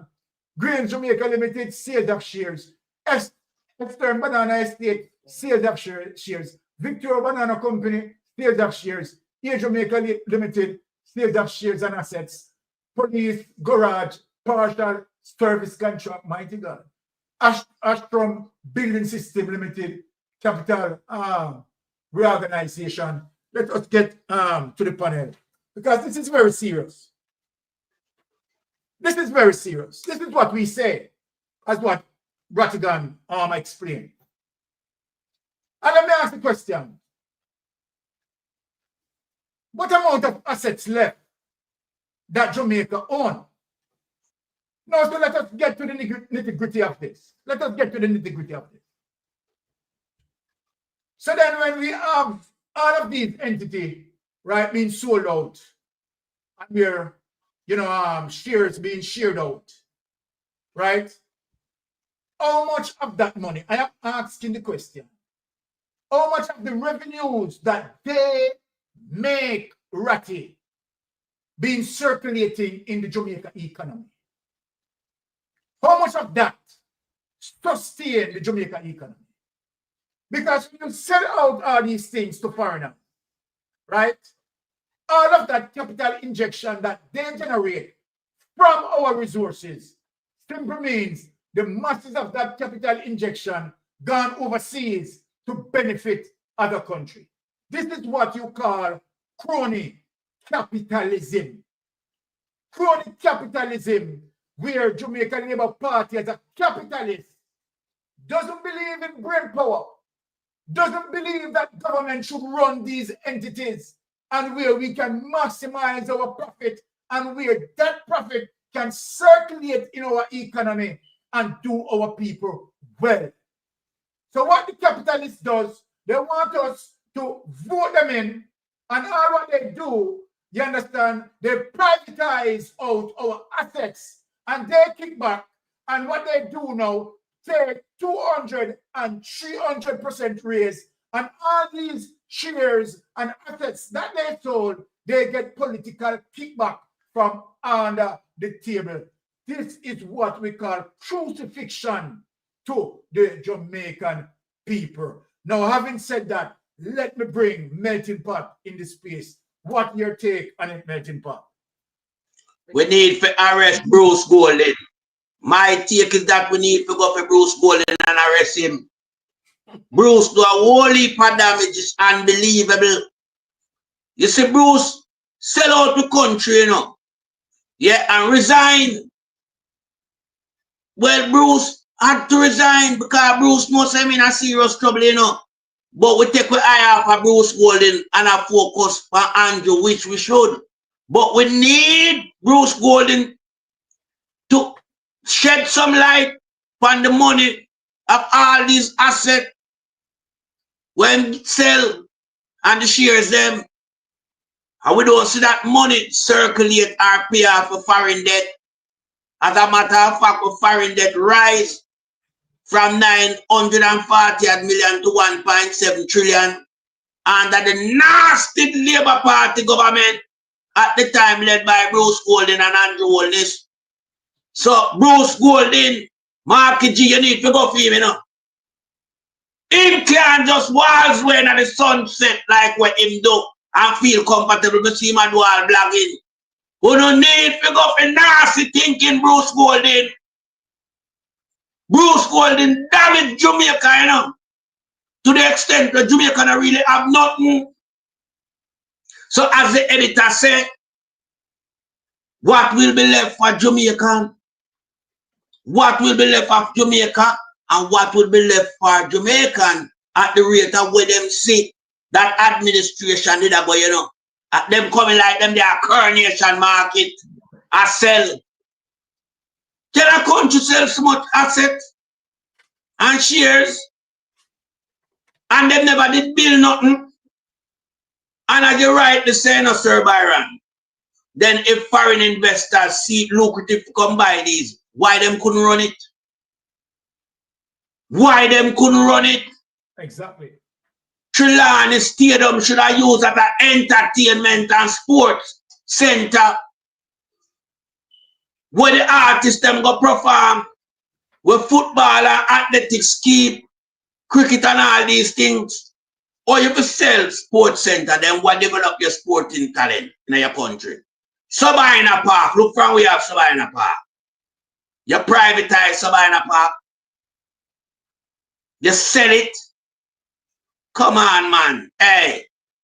Labor right, you don't need to wake up on a dunce. You make call a woman from Wales that tell you no son a dunce. You indoctrinated under Wobbyism from the days of Edward Seaga. Yeah, I be a Wobbia run the party. We don't want them the party there because Wobbia is propaganda. Because Wobbia man don't know nothing about you in real truth, you know. I be a propaganda and tell you.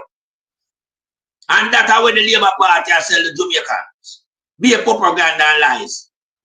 We can't have them. And as me say right now, if they have anything to do with security in Jamaica, a man in my God for Bruce Golding. He have to answer to me. Me a charge him. I be a corruption Bruce Golding keep up. Bruce Golding a criminal, you know. And blank time Bruce Golding want to hold on upon Jamaica to squeeze the life out of Jamaica. Because remember, you know, when him see how Seaga get wealthy, you know, him go farm the NDM. Gang of 5 with all the shot them. The whole of them are criminal. All criminal charges in the night too. And them never get them way, them walls back home, because them couldn't manage to done. So we know Bruce Golding didn't want to rip off Jamaica a long time. Because Bruce Golding did eager to become Prime Minister and couldn't wait. And so them get it when though. In I'm look at one term, just look on the list of things where the man take away from Jamaica and Jamaicans' life. And give it to foreigners where I make money out of it. Eh? So, the whole of them are still hotel, but yet still they want to build more hotel. Them they want to build hotel farm, couldn't. Look on all Casamonte. That should be a great listed building in our country. These nastiness no know about history, you know. Casamonte Hotel, they from me a boy, me come see it. That building supposed to be a great A-listed building and not supposed to sell. So true. You retain that. But when them guys come though, come take the country and turn it in a coronation market. I hate the nastiness them beyond recall. Yet them are shit. And Bruce Golding for that prison. Andrew for that prison. Bernard Charles Wambapalana for that prison. And many more in the party for that prison. Me not take back my talk tonight because me have to listen me a burst from the scene with anger. Here Jamaica, the lovebird, the airline with an impeccable flight record. I want to say that. And have we each up on some of that airline where we have to eat cop. We can't get what we like. Here Jamaica used to provide nice rice and peas, ackee and salt fish and where we eat. Yeah. You understand? Wrap up melting pot. Look, and when we look at we, yeah, Trinidad by with airline, with cement company and all these things. Brother, I feel mad now myself tonight. I can't wait for tomorrow. I yield back the floor. Yo, trust me when we say, you understand the energy of melting pot. And rightly so, you know, you can see that melting pot. It grieves a lot of us. A lot of us, you know, we're sad when we see these things, these evidence. And, you know, without no delay, let me just bring in Lady Spinks to come and juggle down with us. Lady Spinks, what is your take on this situation? Uncle Byron, thank you for having me here again. You see, that's the difference between a transparent government and a government that's not transparent. You see, because PJ told the public and told us what he was doing, that is why people think that PJ was selling off the country, not knowing that Bruce Oret Golding, the Green Golding, was the one who was having Carnation Market sealed out. You understand me? And when you think of the list that you said, you forgot to add under Bruce Golding government. Do you remember the saga of the stolen beach? Oh, yes. July 2008. Yes. 400 meters, right, of white sand, or 500 truckloads of white sand went missing. And it made the Ripley list, because this never happened anywhere else in the world, and the Guinness Book of Record. No, you wonder why is it we could not, as a country, run these entities that were sold. Exactly. Simple. Remember, you and Melting Pot asked a question, and I will tell you the reason. It's simple because we have brain drain. Remember, most of our educated people here migrate after university because what happened? They see no future here.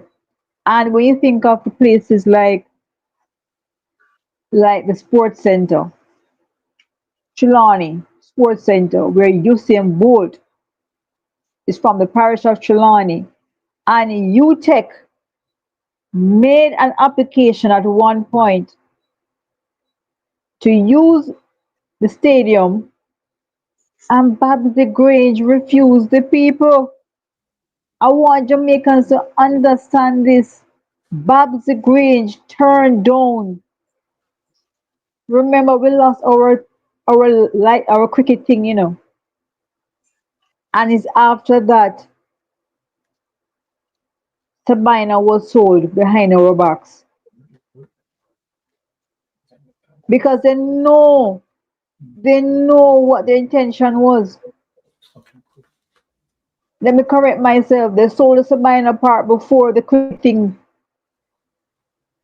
because they know the intention of what they were planning to do. And when you think of everything that they have removed from us, Mobile Conference Center, after we built that building because we wanted to encourage CARICOM and other international entities to come here and do their conferences, that is sold too. Frozen foods on the list. And then you wonder why we have a food insecurity in this country. Think about it. When you think of the other dairy and the soya company, and we still question why we have food insecurity, and we have people coming on debates on our television and telling us there is no such thing as food insecurity in this Jamaica. When you have sold off our one way of securing our food. Remember, most of them over there do not have a CXC certificate. And when they have lacked this level of education, they lack the frontal lobe working, and they lack the ability to think creatively, think on how they as a government can run an entity after it's been built. When we see some of them that comes into parliament and giving their speeches, and they are our elected employees, elected government employees,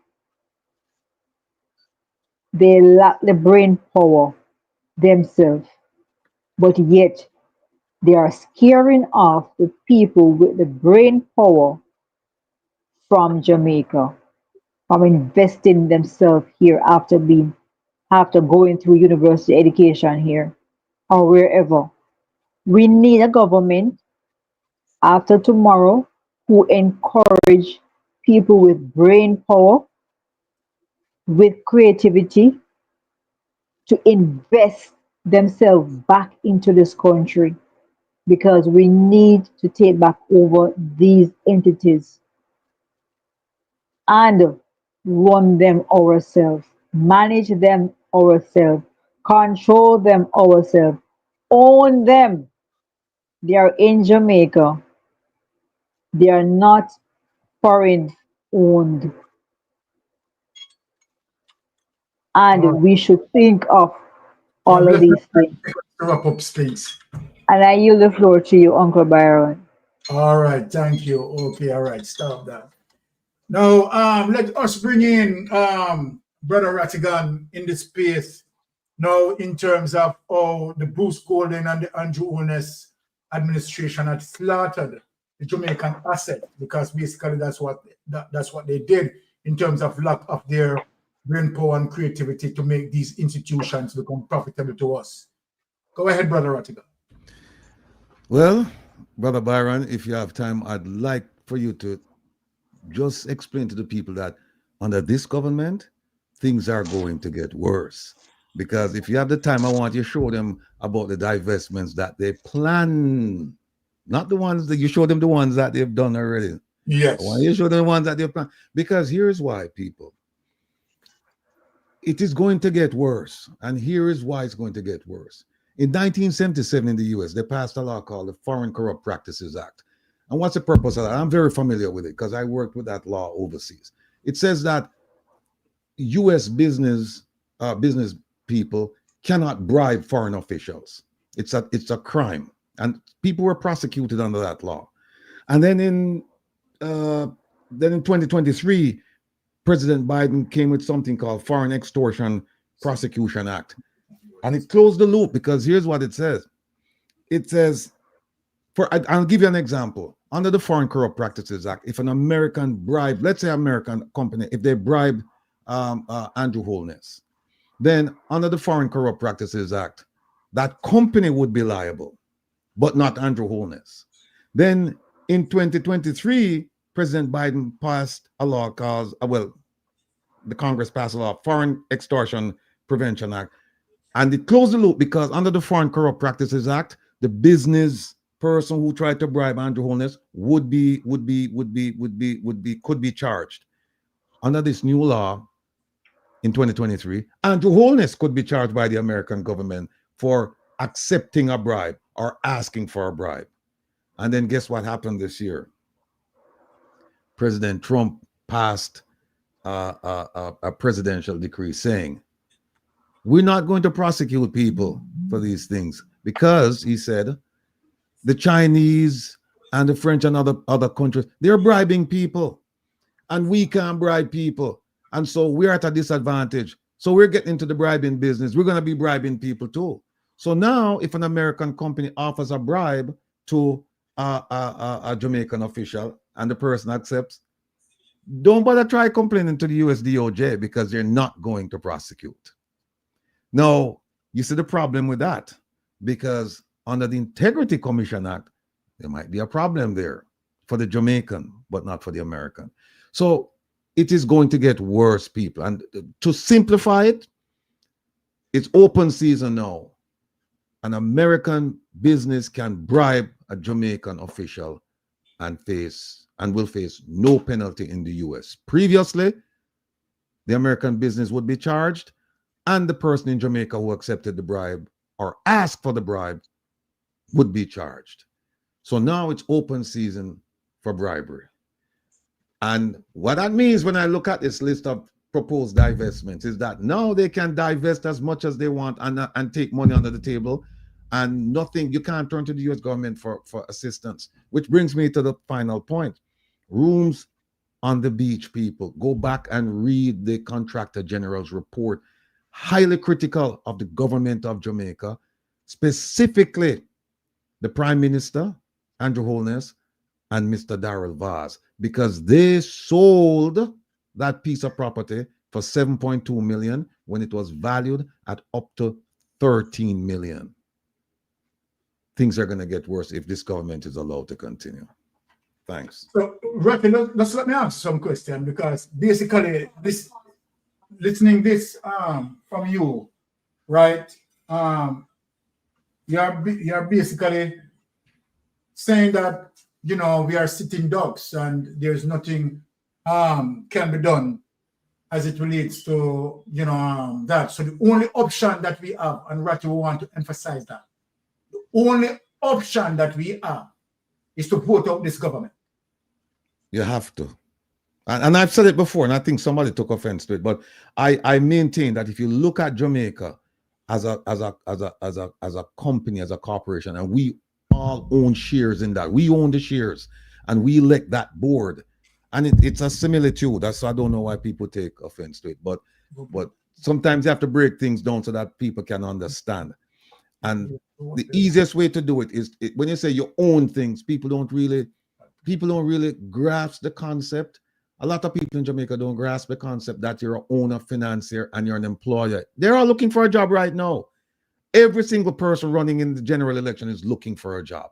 And we are the employer.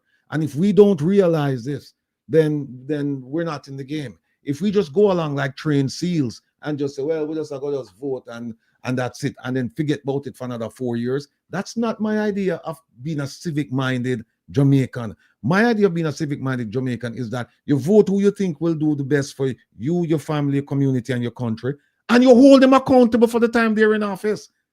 You hold them accountable. So let me make it abundantly clear to everyone listening. I am holding the JLP government accountable based on performance or the lack thereof, not based on promise. They've promised enough, and I've gone through all three manifestos, and I've seen where they promised things in 2016, and they promised them the same thing in 2020, and they come and promise them again in 2025. But let me be absolutely clear: PNP take the reign of power. I am going to hold PNP accountable as well. It's only fair, people, because here is how I sit. Where I sit, I don't look at party, I don't look at color, I look at people. And if a party is having a knee on the neck of our people, it doesn't matter the color, people. Doesn't matter the color. People first, people second, people third. But let it be clear, I am judging the government on its performance from 2016 to now, which is atrocious. And therefore, I am calling for people to vote out that board. Put somebody else in and make us start over and say, all right, we're going to hold them people accountable. But at the end of the day, you must hold whoever is government accountable. If you don't do that, then we might as well just pack up and go home. Excellent, excellent. And I do agree with Ratty 100% in that respect. Now, Jamaica, I want you to listen to this clip to show you how serious the situation is as it relates to the Bruce Golding administration and the Andrew Holness administration selling out Jamaica assets. You understand? Selling us out to capitalism. It's a shame. It is disgraceful. Listen to this, my Jamaican people. It's a shame and disgrace in terms of what the Bruce Golding administration had done, right? And the Andrew Holness administration had done. The one that, okay. Yes. Let us look at this clip, people. Listen to this clip. Listen to this clip.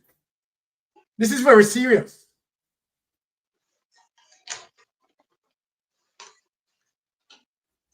Hold on. I mean, I tell to you, Labour them. I watch the election very closely. Yeah? I mean, I tell to you, Labour them. It don't look good or going in the race. It don't look nowhere near good for or go down in this blood race. I'm telling you the truth. You see me?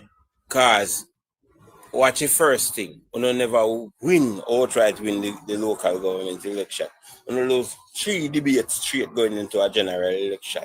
You see me, I say PNP been campaigning for the last 5 years straight. You understand? Coming from back. You see me?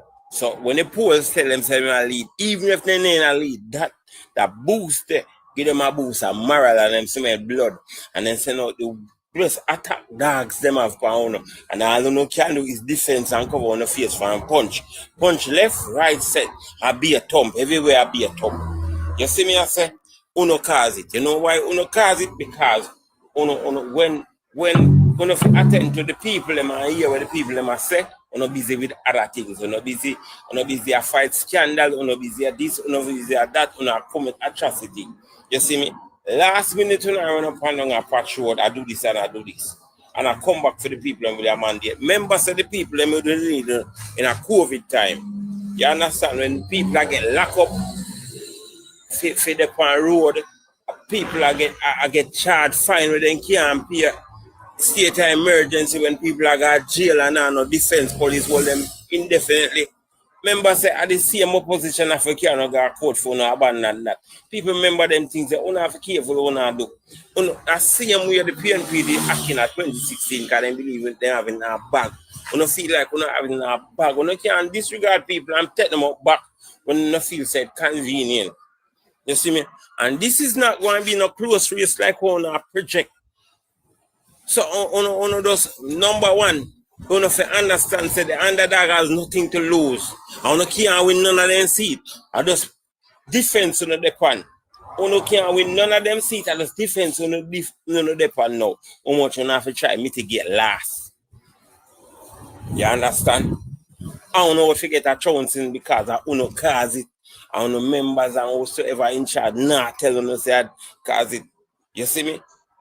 None of our members them not prepare for the debate. Nobody not do no homework. Like them just walk off fire road and walk in. And turn humiliation and punching bag. I best face not put on now. That's my honest opinion. You see me? The Prime Minister now head and head with the opposition.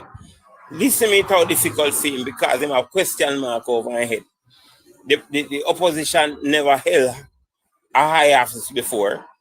Him now nothing for you tell him about. More tell him say him no banner.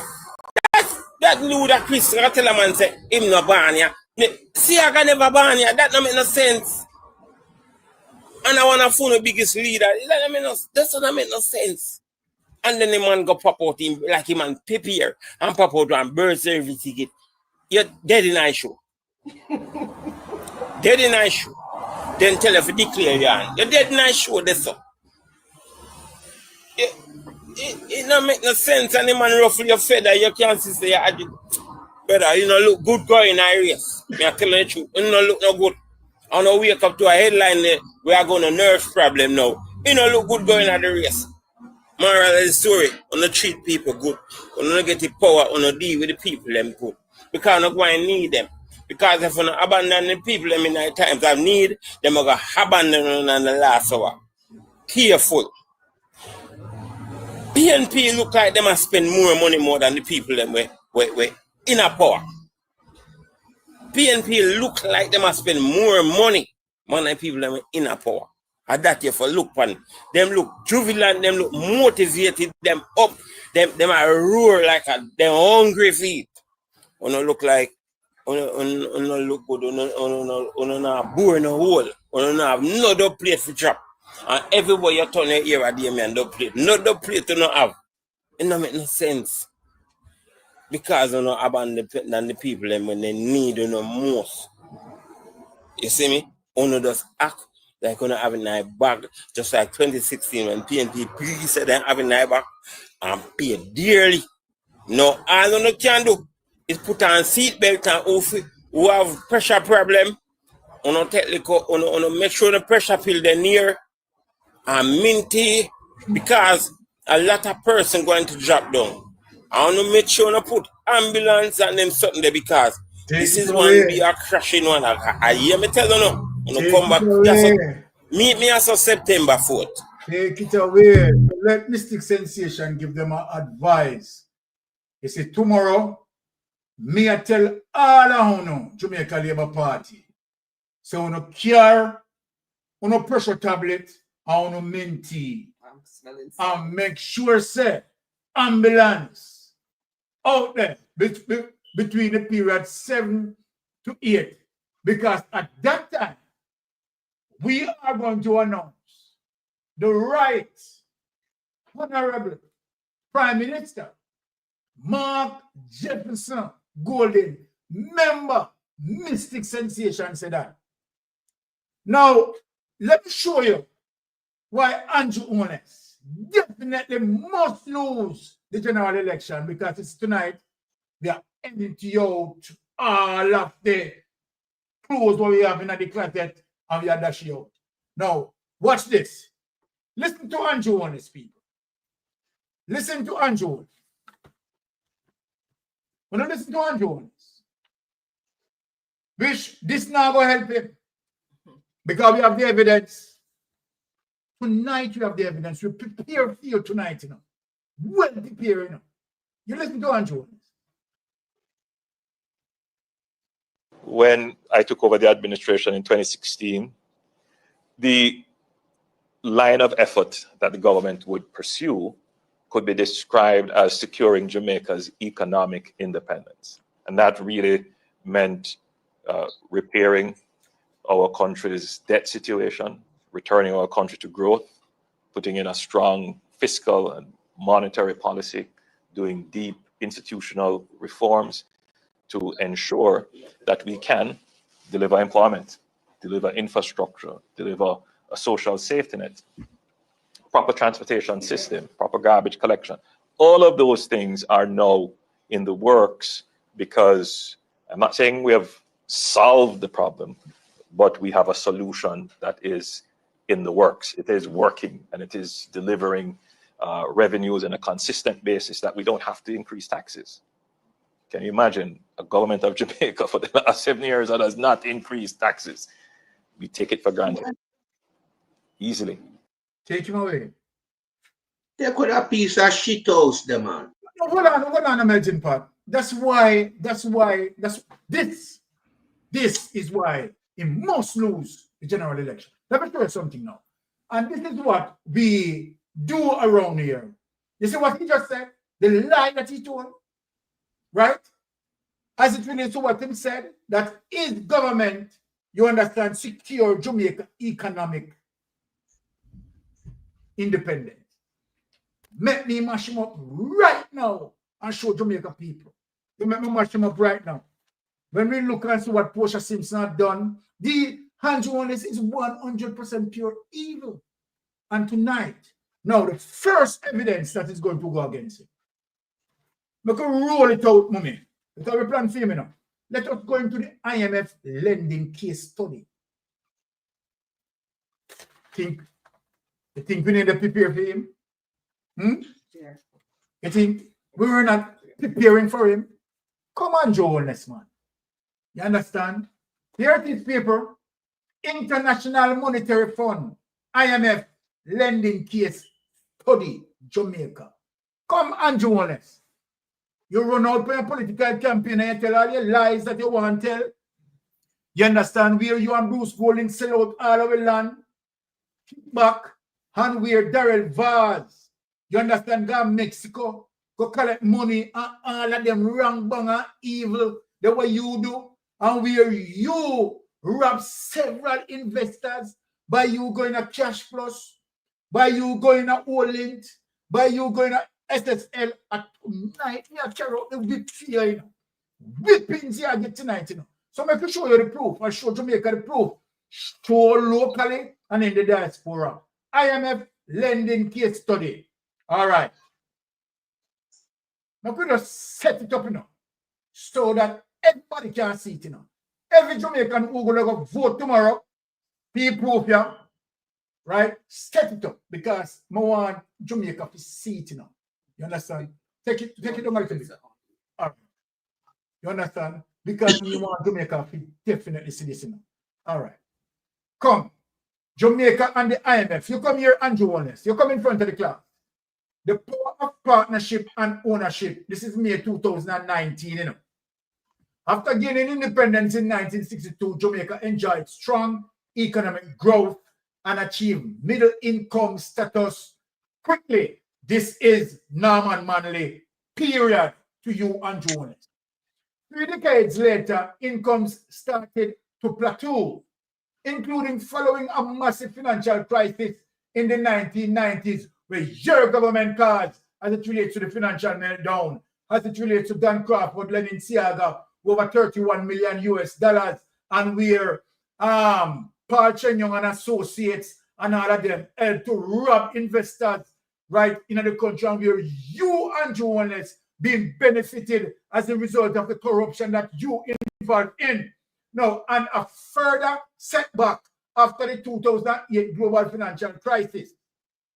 Challenges have ranged from policy missteps that led to high public debt to vulnerability to natural disasters, immigration and brain drain and high crime. By 2013, Jamaica public debt, remember now, by 2013. So this is what Mama Portia Simpson bear. I'm a teacher now and doing this because Bruce Golding was the prime minister between 2006 to 2009. 2006 where he take over from PJ Patterson, and where Bruce Golding has to resign in 2011, and where you and Jonas government comes into that. So now, by 2030, watch this now. By 2030, Jamaica public debt had reached a historic high of 147% GDP, making it one of the most indebted countries in the world. So, Andrew Honest, you have seen what Bruce Golding had done here. You had seen clearly what Bruce Golding had done here.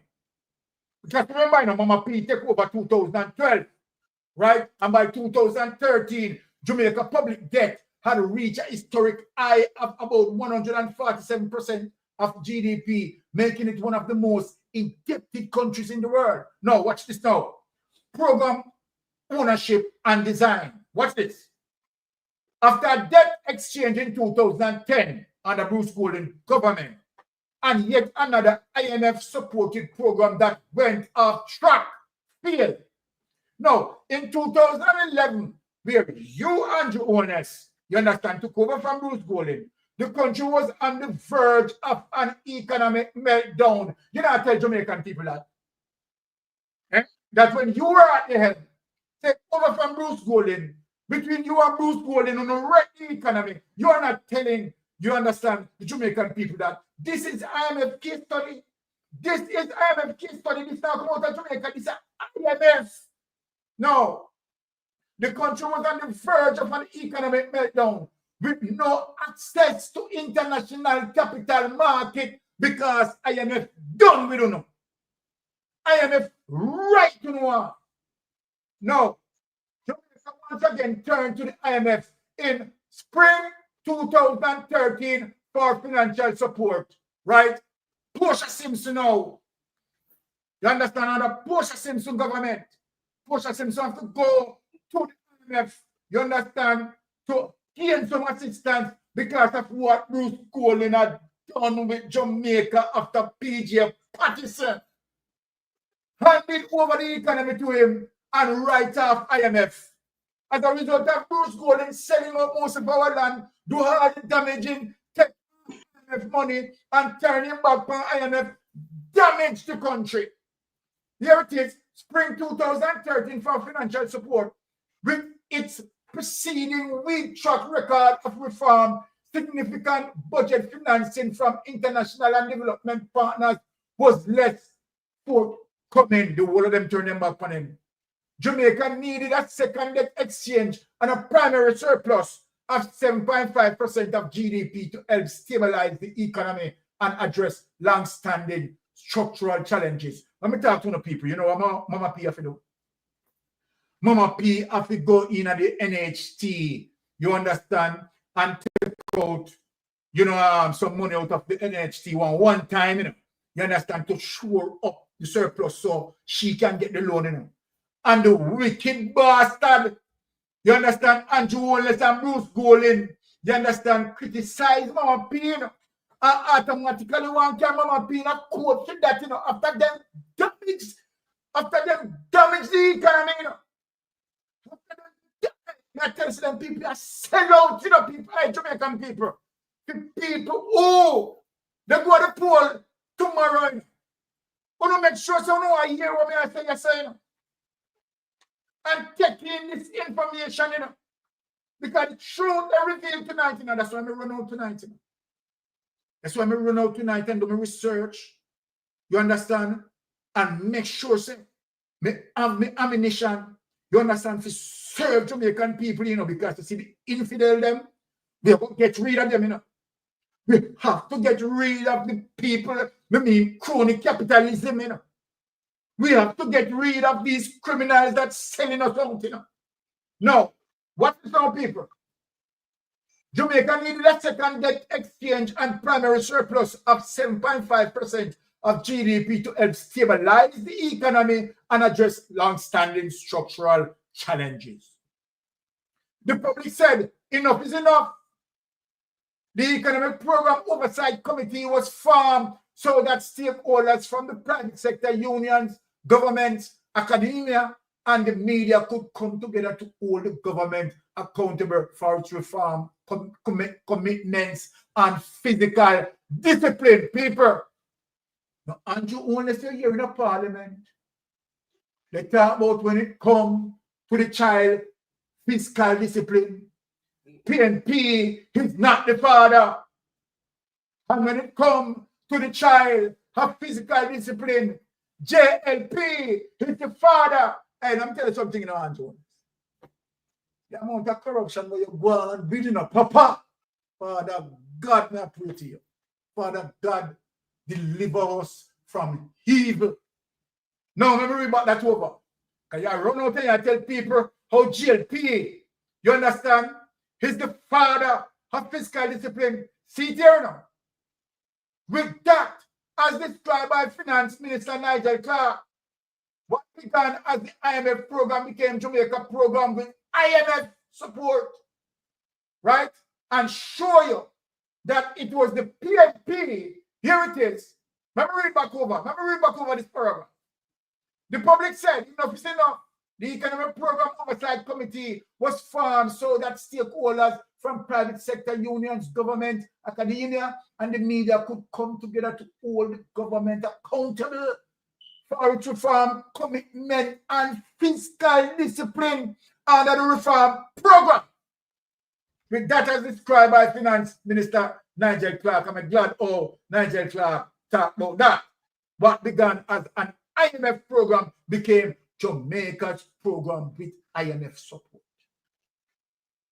Now, under the Portia Simpson administration, under the 2013 Extended Fund Facility and subsequently the 2016 Precautionary Standby Arrangement, which was signed with a new administration, the Jamaican authorities over the past 6 years with strong capacity, building support for international financial institutions and other right partners have made significant progress in stabilizing the economy and improving social outcomes in particular. Fiscal and external sustainability have been restored. Jamaica has achieved a level of unprecedented fiscal discipline across 2 governments from opposing parties, delivering a primary surplus in excess of 7% of GDP for the 6 consecutive years. And when you talk, Andrew Honest, it makes it look like it is you, the GLP government, who deal with fiscal discipline. It is Portia Simpson, People's National Party, and Peter Phillips had started it, right? And made those structural policies, you understand? And it is just your government that follow, you understand, all the policy plan of Portia Simpson, where now we have seen now that the government, the country, you understand, is definitely still on track following Portia Simpson and Peter Phillips' path as it relates to debt management. Right? Because Portia Simpson made it into the policy and Peter Phillips that Andrew Honest cannot stray away from this. Have to follow the guidelines of Portia Simpson and Peter Phillips. And you run out, you tell people, you understand how you this and how you that, you whole dirty liar. Your whole dirty liar. Public debt is down to below 100% of GDP for the first time since 2001. The tax reform supported by the technical assistance from both the IMF and the Inter-American Development Bank, which helped with administration and the switch from direct to indirect taxes, generated significant dividends during the period. You bugger you, Andrew Honest. You hear what they say? And you just stand up in front of the public, the man say, you understand, no new taxes. No new taxes. And that's what I'm saying. And see the IMF paper here. See the IMF paper here. See IMF come bust you, Andrew Honest. See IMF come bust you and dash out your nasty liar self when I talk about 9 years and no new tax. See that? See the IMF report, you know.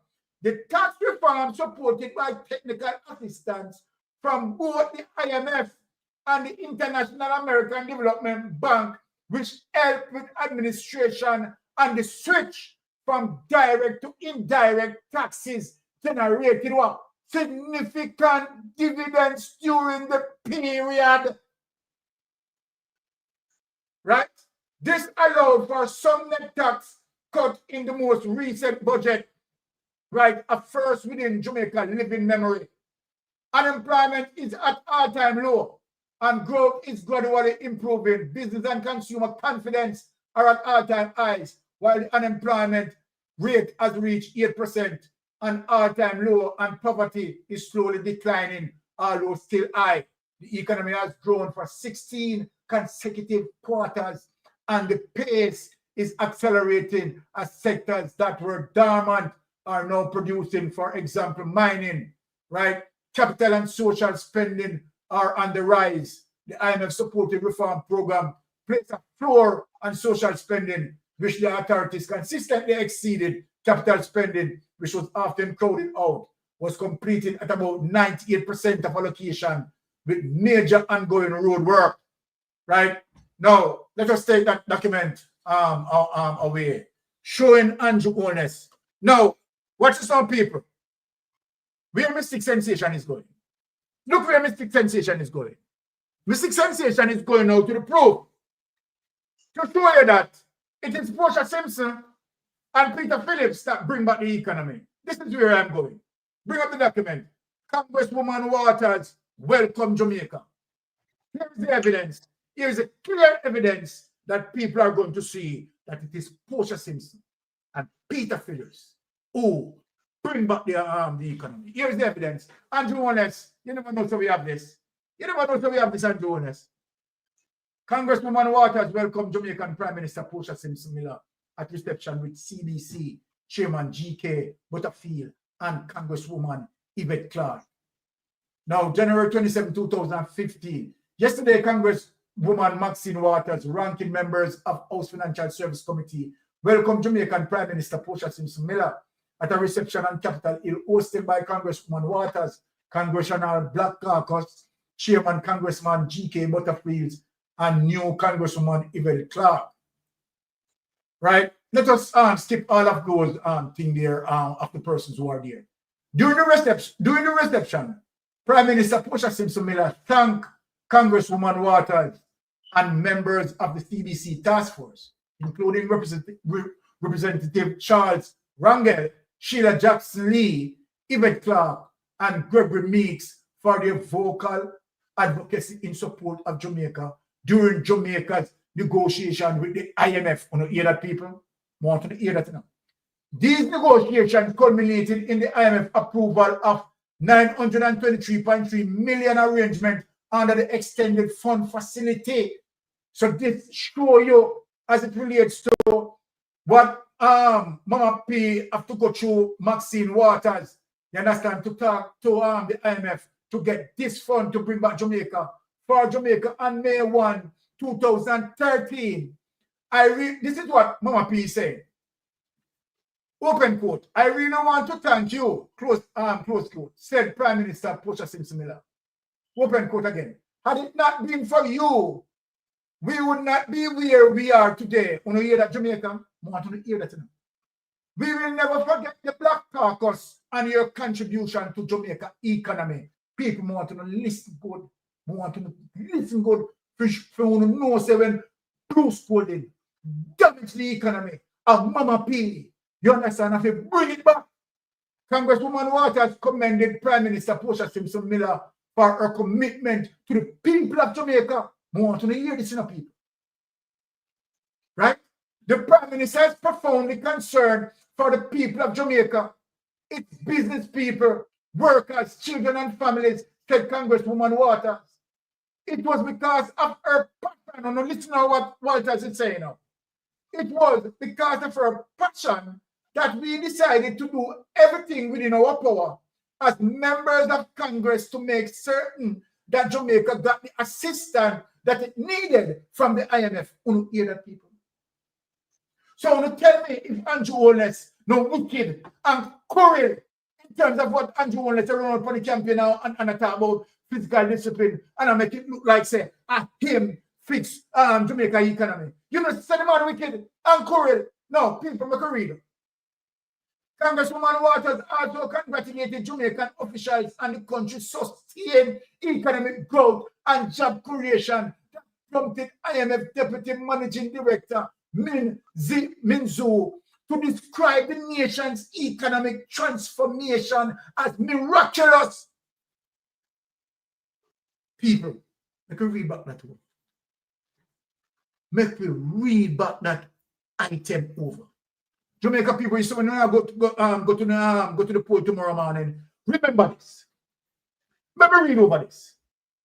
Congresswoman Waters also congratulated Jamaican officials and the country's sustained economic growth and job creation that prompted IMF Deputy Managing Director Min Zhu to describe the nation's economic transformation as what? Miraculous. During a high-level Caribbean Financial Forum at Montego Bay in October 2014, according to Jamaican news sources, in December, the Executive Board of the IMF completed its 6th review of Jamaica economic performance, subsequently approving another one, 62 million disbursement under the arrangement supported by the EFF. Hear what the people say. I applaud Prime Minister Portia Simpson Miller, Finance Minister Peter Phillips, and Governor of the Bank of Jamaica Brian Winter for their determination to what? Turn around the Jamaican economy, said Congresswoman Waters. The unemployment rate in Jamaica decreased to 13.8% in July 2014 from 15.4% just a year earlier. And due to Jamaica's significant structural reform by the People's National Party, the country's what now? Fiscal performance is predicted to meet all IMF targets. Take that away. Having said that, let me put in our opening batsman. Take it away. You have 6 minutes to talk to Jamaican people. And feel proud to do so. Yeah, man. Once again, we just want to remind the people them as it relates to obia mean propaganda, and propaganda is lie. And what Andrew Holness has done is to take the platform and speak live from him thinking mouth. The man mouth coming like the garbage truck when talk and bringing revenue along with the transport. Yeah? And telling us that 7 years, you understand, worth of no new tax. When we see tax left, right, and center, when we know say the private garbage collector couldn't get them pay, where the government owe them millions of dollars in salary. When we know say JUTC lose billions of dollars. But yet still this garbage prime minister, this lying minister where we have in our country, this Barabbas, this Judas, this Pharaoh, this criminal prime minister run out and tell lie to the public. The man insult Jamaican and a whole. Him insult our intelligence, him take up a dance because them party philosophy is to increase dunce and decrease wealth. This is why them turn the country in a marketplace, a big dirty marketplace, where them do illicit sales and kickback was the order of the day. So them little shit you can't talk to no more. And we have to market you have to do like what Singapore Prime Minister do. Round them up, arrest them and prison them. I don't want them go prison one, I want them go in a bungle because them a tapeworm. You know when you pick the Brooklocks or Tyrax to wash them out, and you see a bungle of tapeworm, this is what the Jamaica Labour Party look like. Them are waste in a society. And we have to bring back Bruce Golding, you know. We have to bring him back round the Justice League table. Because him figure prison, you know. Him figure prison like tomorrow morning. Roy Reid for the prison like no. Because you see with education, if a nation did fully equipped with education to a standard, then nastiness couldn't treat the people, you know. Half the people must say the things that they must say right now, you know. Like one piece of shit with our moped. We are talking, oh, she discredit the People's National Party because them the propaganda and them go after people character, using character assassination as the word. Yeah? And all them shit that she chat out her mouth. And we see enough of them. We see enough of them I practice the propaganda. You understand? But me tell them the time come now. Where propaganda have to take back bench. A transparency they up front now. Because the integrity boss is in place. And I know Marky G now spear no rat to spoil them nastiness there. The whole of them are going to prison. Because that is the only justification where Jamaican people can't get enough. Through it all what them do. Prison is the only justification that can serve up as a menu for the people in Jamaica who them nastiness oppressed for over 9.5 years. So my saying to my Jamaican people, vote like on a crazy from early in the morning. Make sure no one using a transport and bring out the elderly them. Yeah? Make sure no one abandon work. Vote first, then go to work after. Don't go work and then come and polling station like pound. Vote first. As a matter of fact, shut down the country tomorrow. Because the private sector, them are germs. Them here that I bet this criminal government. Shut them down tomorrow, no work. Me say that. Go vote. Because we have to get them people out and get them out on a clean scorecard, 63 and all. No stone must be left unturned. You understand? Because we want end time Marky G set foot in a garden house. We don't want a boy give no chat or no heckling. We must have a new opposition party that can come and streamline. Nothing from the Labour right must set a foot in a parliament. Because the leader for them desecrate the parliament, you know. Yeah, to an extent for them walk out of parliament as the sitting incumbent. You understand? And them things that look bad on the international stage. We never see this yet nowhere in the world. And you have some unwanted legacy. No other administration would want them legacy where Andrew create in Jamaica. You understand? So me I ask all the people them, where them use them security force and analyze, family members and friends alike, vote out them nasty shit house here. Them are criminal. Them use political platform to get themselves into government and masquerade as government official. They are criminals. And I echo the sentiment loud and clear so everybody can hear it reverberate right around the world tonight. Vote them out like on a crazy. I yield back the floor.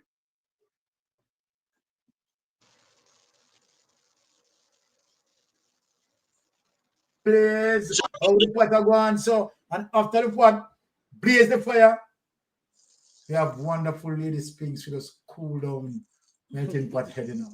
That's why Sister Pinks, ladies Pinks is here. You understand? All right, come in, ladies Pinks. Yeah, thank you again, Uncle Byron. Just like how you have in every community, you have a little cokehead. It's the same way you always have a little gelding who always try to claim to be the father of somebody's child when he don't even know the woman. You understand what I'm saying to you? So I'm just like a little gelding right now trying to claim economical fathership or parenthood to something that his DNA has proven that he is not the father. So when we say that, let me remind you that Portia had to go on her knees and beg for IMF to recognize us again You understand me? After Michael Manley said that we should never go on our knees, and Portia, because she was the mother of our country and because of her love for our people, she went to IMF on her knees and begged them. Now that little video you put out there with that young man speaking his mind and giving his point of view, very wise words. And I must commend that young man for his video because it's very insightful and very truthful. Nothing he said was a lie. But Minty and pressure pill won't be enough tomorrow. You're going to need smelling salts. And let me remind Jamaicans that we do not, and be rum, like Lady Anne Marie just said, and be rum, yes. But remember, Jamaica does not have any ambulances. So technically, maybe is a donkey going to have to carry the people them that drop down tomorrow. I don't know because they buy donkey for other people, so for farmers. So and yes, melting pot. I do agree when Marky G comes into power, he will need to bring some strong action like Singapore against corruption. And this government has taken us for granted for too long because you see what happened is that they are done and we have these dunces running this country, and it's time for them to go. Tomorrow, this time, we'll be celebrating their eviction, from the Prime Minister's office. We will be celebrating tomorrow, this time, the eviction of Andrew Holness from the Prime Minister's office because too many ministries are under his carpet in the office. And PNP, yes, we are spending money because guess what? We're investing in the country. Us spending money on our campaign is investing back in our people and investing back in the country. And everywhere we go, you can see that people come out more and more. I was in Sam Shop Fair on Sunday, and from city center all the way to King Street, that was our boundary, all the way back to Market Street, Church Street, Strand Street, that was our boundary. And our aerial view showed it. The drones showed it. The drones went very high and you could see the crowd. We had extra screens there because we anticipated the crowd. Our stage was bigger. Our music is much more easier to dance to. As I said it before, and I will say it again. I will say it again. Everybody know the PNP song. Nobody knows which song won the festival 2025 contest. Nobody knows it.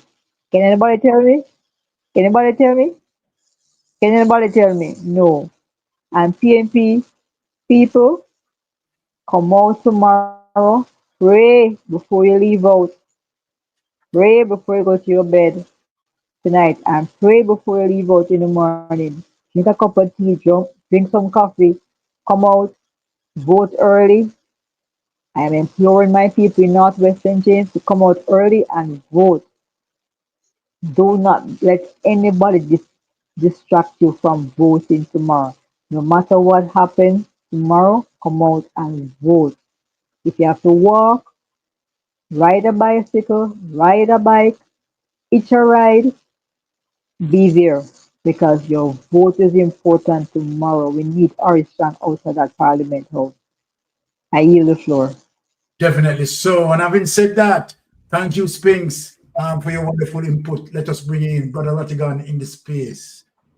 Yes. Let me answer the question posed by Freedom and Wilbert. They ask whether or not the acts of bribery committed before Donald Trump's presidency, if you can prosecute it after he's gone. The statute of limitations for criminal prosecution is 5 years, and I think there's an accounting period that lasts up to 6 years. Both periods can be extended, but it depends on when the crime was committed. So if it was committed 3 years ago, 4 years ago, it's unlikely. And then remember what Donald Trump did. It didn't create new law. It was just a policy of not enforcing the laws that are on the books. So the laws are basically suspended right now. So when there's a new president, that president may choose to continue the policies. So then there will be no prosecution. So, but in essence, the statute of limitations is 5 years for criminal prosecution. So it's going to be real close at the end of Donald Trump's term. It's going to be real close in terms of prosecuting someone because it's 4 plus. It depends on when the crime was committed. I hope that answers the question. The thing about the young man who spoke that really resounded with me was his perspective on being people-centric. And if you notice, he said the PNP in 2016, they took the people for granted and they lost. And now he's saying, look, this government is taking the people for granted and they're going to lose. And that solidifies my point that if you treat the people the way they're supposed to be treated, you have nothing to worry about. But once you start steal and you start disrespect the people, and you saw what happened with Darrell Vaz yesterday or the day before, yes. deservedly, you know. So that's the center of my political belief, that if you take care of people, don't worry, they'll take care of you. Now, having said that, there's a candidate by the name of Ethne Miller Simpson. She's running out at Northwest St. Andrew. She's running in the seat previously occupied by Dr. Nigel Algorithm Clark. And that woman, I mean, people, if you haven't listened to her, you should. She's a delight. She's a breath of fresh air. She's just, and her spirit just comes through the screen. I wish her all the best. I hope she wins. I really do. And you showed up clip, Mystic, where the Prime Minister said that there have been no increase in taxes. People, if you're paying close attention, you notice that he changed that. He's now saying no new taxes. He's not saying no increase in taxes, because he certainly did increase the taxes. And I have a document here I'm looking at. I used it yesterday, the revenue measures for financial year 2017-2018. And in the IMF document that you put up on the screen, it mentions shifting from direct taxes to indirect. And it says it's right here in the Jlp'S, the revenue measures for financial year 2017-2018. It says the House is being reminded of the policy commitment to shift the burden of taxation from a system of direct taxes to a simplified system of the indirect taxation. It's a continuation of the policy that was there. It's a continuation. So for me, this issue is done, dusted, finished. And you know why? You know who tied the ribbon on it? Dr. Nigel Algorithm Clark. Because I've heard him say many times over that this renaissance, this rebirth of the development of Jamaica occurred under the PNP government. I've heard him say that. And I've seen writings of his saying that. So I don't understand why the Prime Minister would come now and try to pretend. Well, I know why. But a part of me saying, why is he doing this? Because it's a lie and it's easily proved. Easily proved. Look at what you've done. You mash him up tonight with this thing, with all of this thing that you show. You mash him up completely. So, people, I've said it and I'll continue saying it. We don't have much time, but there's still time to think about the things we're saying. Because to me, one of the most profound questions, think about the things that you're saying, what you will be doing. Because one of the most profound questions during the debates, Keisha, can't remember her last name. She asked one simple question. She didn't speak much. But when she spoke, volumes. She asked one question. Can you tell me that your life is better now than it was back in 2015 or 16 before the election? And people, that's the question you have to ask yourself right now. And I'm not a betting man, but I am willing to place a bet on it that almost all of Jamaica, almost all, just a small percentage can say that they've benefited for the last 9 years. Most of you have not benefited, and you know the truth. You know it in your heart that you haven't benefited. So why the hell would you go tomorrow and vote for a continuation of poverty over prosperity? I yield.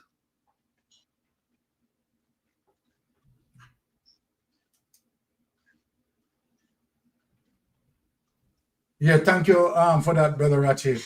Right, wonderful input. We are going to turn up the heat in the room. Right? Now, when we have a prime minister who jumping from Ponzi scheme to Ponzi scheme and robbing Jamaican investors, we cannot allow him to get away with it. So what I did was to research the operation of Ponzi scheme.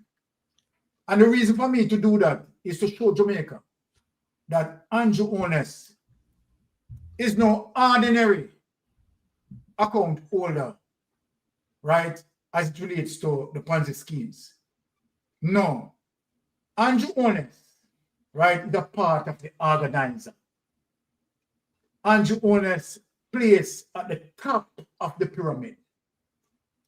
And that is one of the reasons why I went and I researched to show people where Andrew Honest would be located within the pyramid for him to be always getting maximum profit as it relates to what he puts in. I want people to listen to it. And you're going to realize that the Prime Minister culpable and are to pay for the crime that he had committed against Jamaican investors. Now, without any delay, let us listen to this as it relates to the works of the Ponzi scheme. Look on the works of the Ponzi scheme.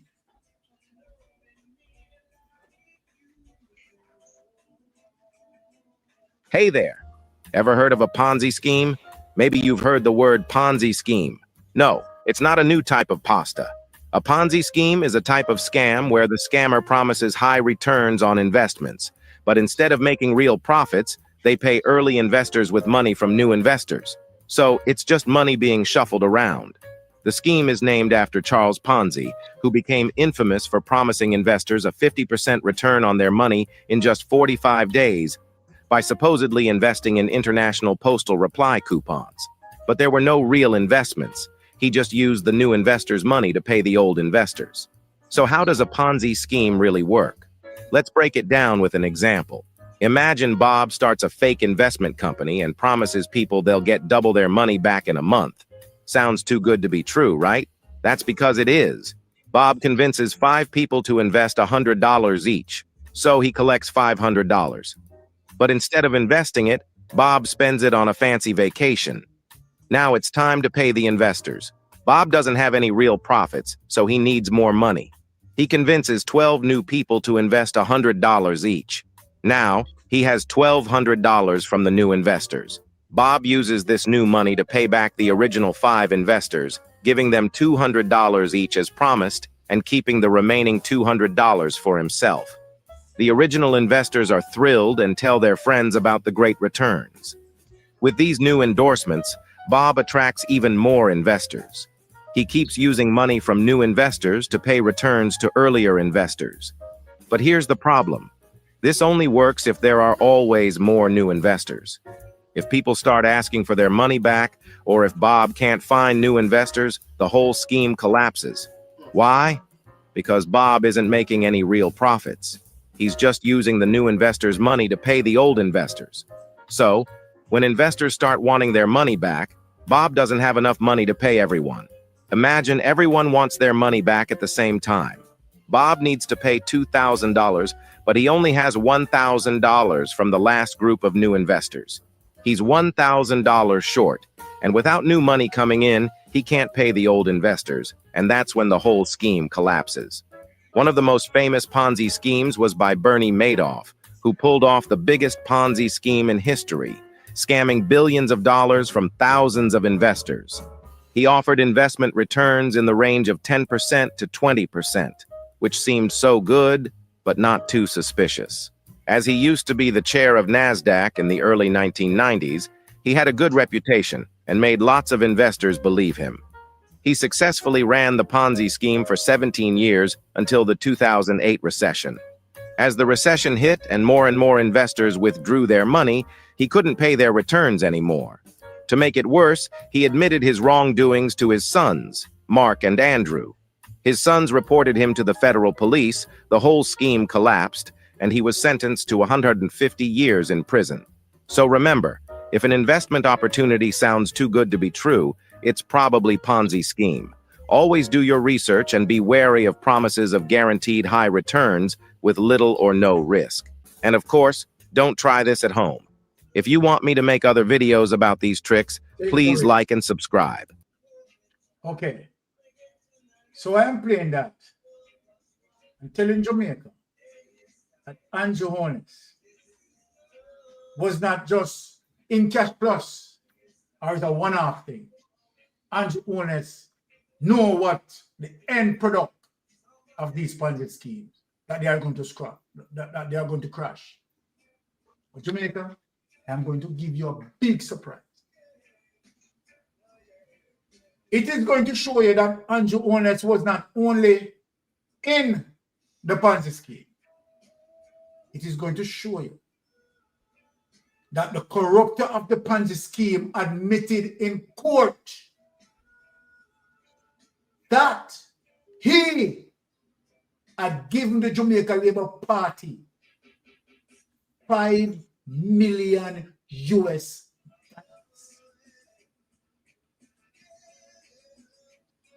People, it's not funny. Let's just go to the next document.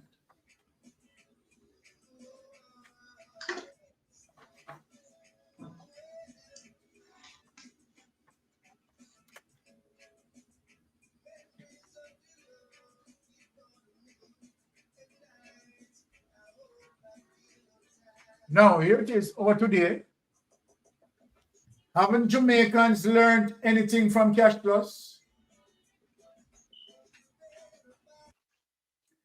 The latest Ponzi scheme, which has ensnared more than 50,000 Jamaicans in a recent day, is a case of history repeating itself after citizens were again swindled out of millions with the meltdown of Warner Media Jamaica. Andrew Holness presents in all of the Ponzi schemes. These individuals were reportedly lured into the online investment scam after being promised substantial returns on their cash investment in a short time. Some individuals could be heard openly stabbing and appealing for their funds to be returned by the company on social media. Concern have since been raised about how a company such as Warner Media Jamaica could go unsuspected by the local financial regulator.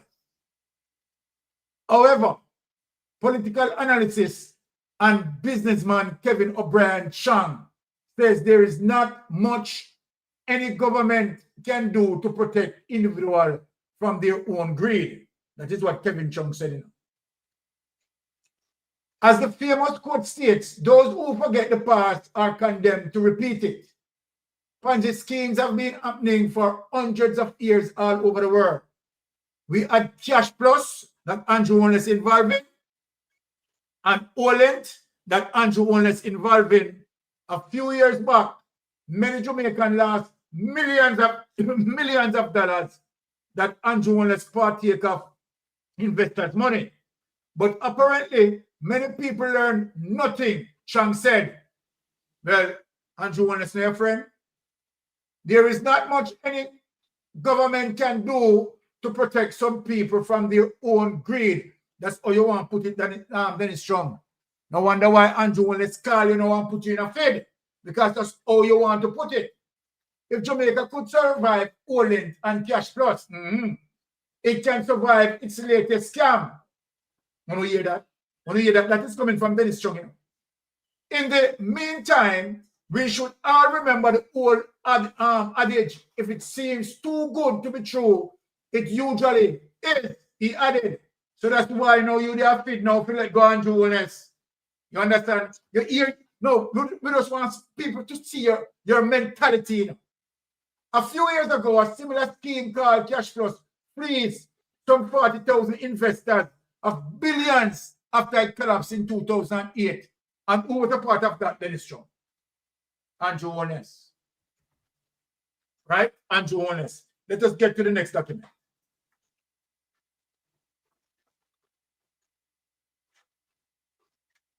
Andrew Holness. Andrew Holness. And asking Jamaican people to vote for him. Asking Jamaican people to vote for him.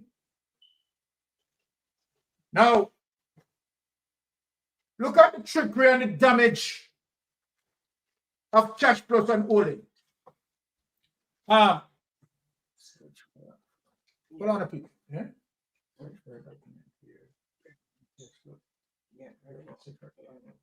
Okay.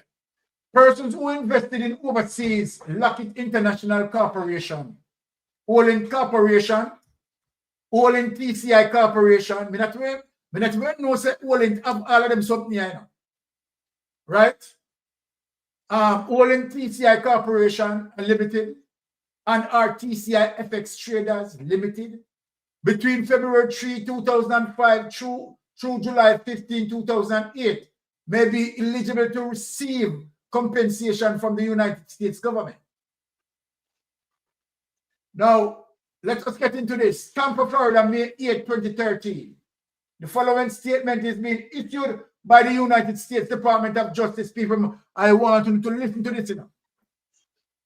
You understand as it relates to the extension of Andrew Holness damage and the Jamaica Labour Party damage.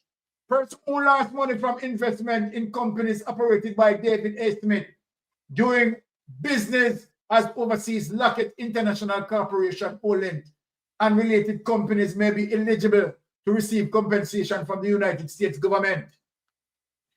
Smith claimed that the companies were private investment clubs that purportedly traded in foreign currency on investors' behalf.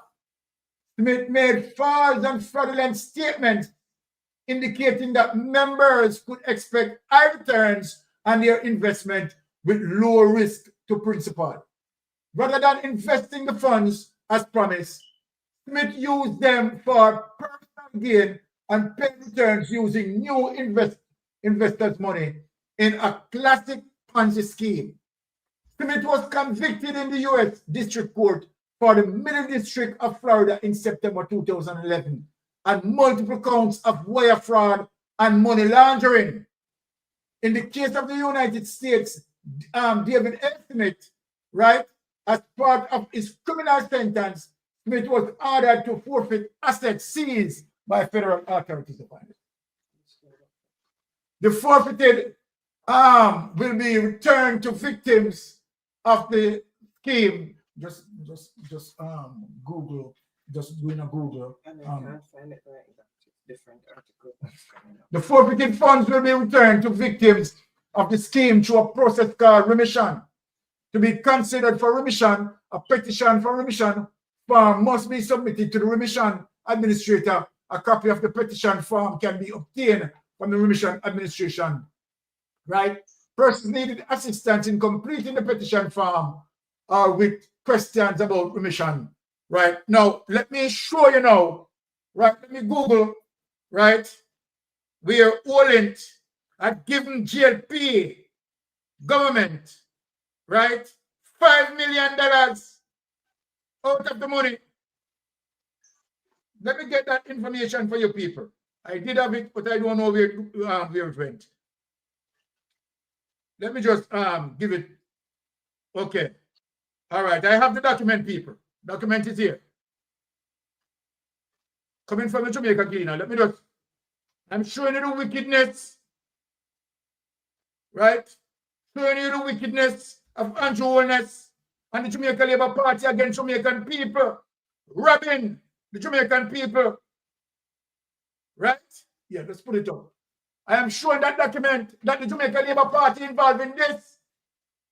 And again, They want to accuse PJ Patterson. You understand about PJ Patterson? You understand, get $1 million. Me here Andrew Honest. You understand, from that debate. You understand? Lie. Nothing but lie. Right? So let us bring up that document. Right? You have it? I'm trying to open it. It's in a format. I need to open it. I'm trying. Okay. All right. Because I want people to see the evidence now. That Mystic Sensation is not telling any lie.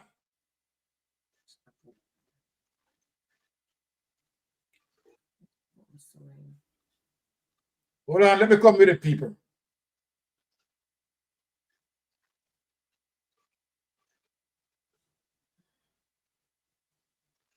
Right? They don't want us to open the document. Well, me I go see it the next page. Because the people must know the truth. All right, let us go on X. Because they might lock it down in. They are locking it down, they don't want to show the truth.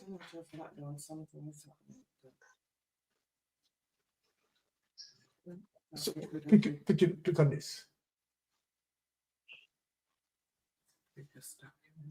Okay, all right. Well, on Jamaica, just bear with me.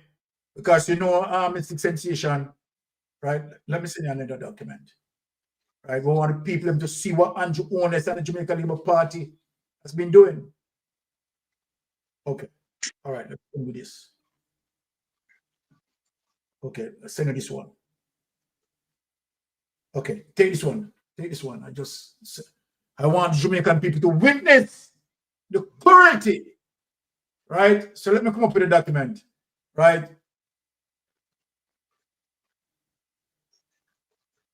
So that's how it's coming up. Okay. Can it be shared?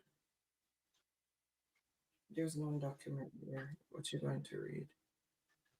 Court document says Olin gave JLP $5 million US. At least we want to show the evidence. You understand? I don't know what they are doing. They are trying to lock the document. But at least we want to at least show them that the document is there. It's just to the fact that they are locking it.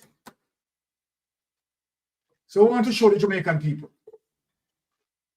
Right? What is going on?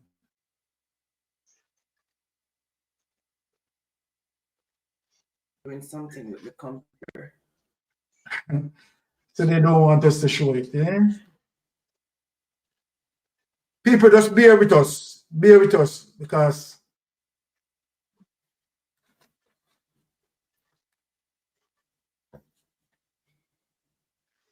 what a piece of bungarang tonight. Can I close out everything and then just put up something new? And I'm trying to find that StreamYard. It's even StreamYard I'm not seeing anymore. Let me see what is happening on the phone. Because I'm trying to tell you that trying to open it's causing something to happen with the computer. So the people have gone? I don't know. I'm trying to see. Yeah, ask them if they're still there. Ask Melting Pot if it's Melting Pot, are you still there? I'm here. Yeah, we are getting some lockdown on Mic check. I have to laugh, you know. There's a document. I am here. I am here. I can't see anything. Hold on. Unbelievable. Hold on. Let me try to open it back this way. Okay, there. Okay. I'm not touching that again. Or you want to try let's try it one more On time. the previous show, I'm not gonna try it again, Baron, because there's still put something on the computer. I cannot get it off. I'm not touching it again. Okay, all right. It probably come with some malware or something. Okay, because they don't want the lockdown on my phone. Them a get beat. Them a get beaten tonight, man. Them a run from the beating. Yeah, the people them all are locked down on my phone. Hold on there. How I really are going there, son? No, man.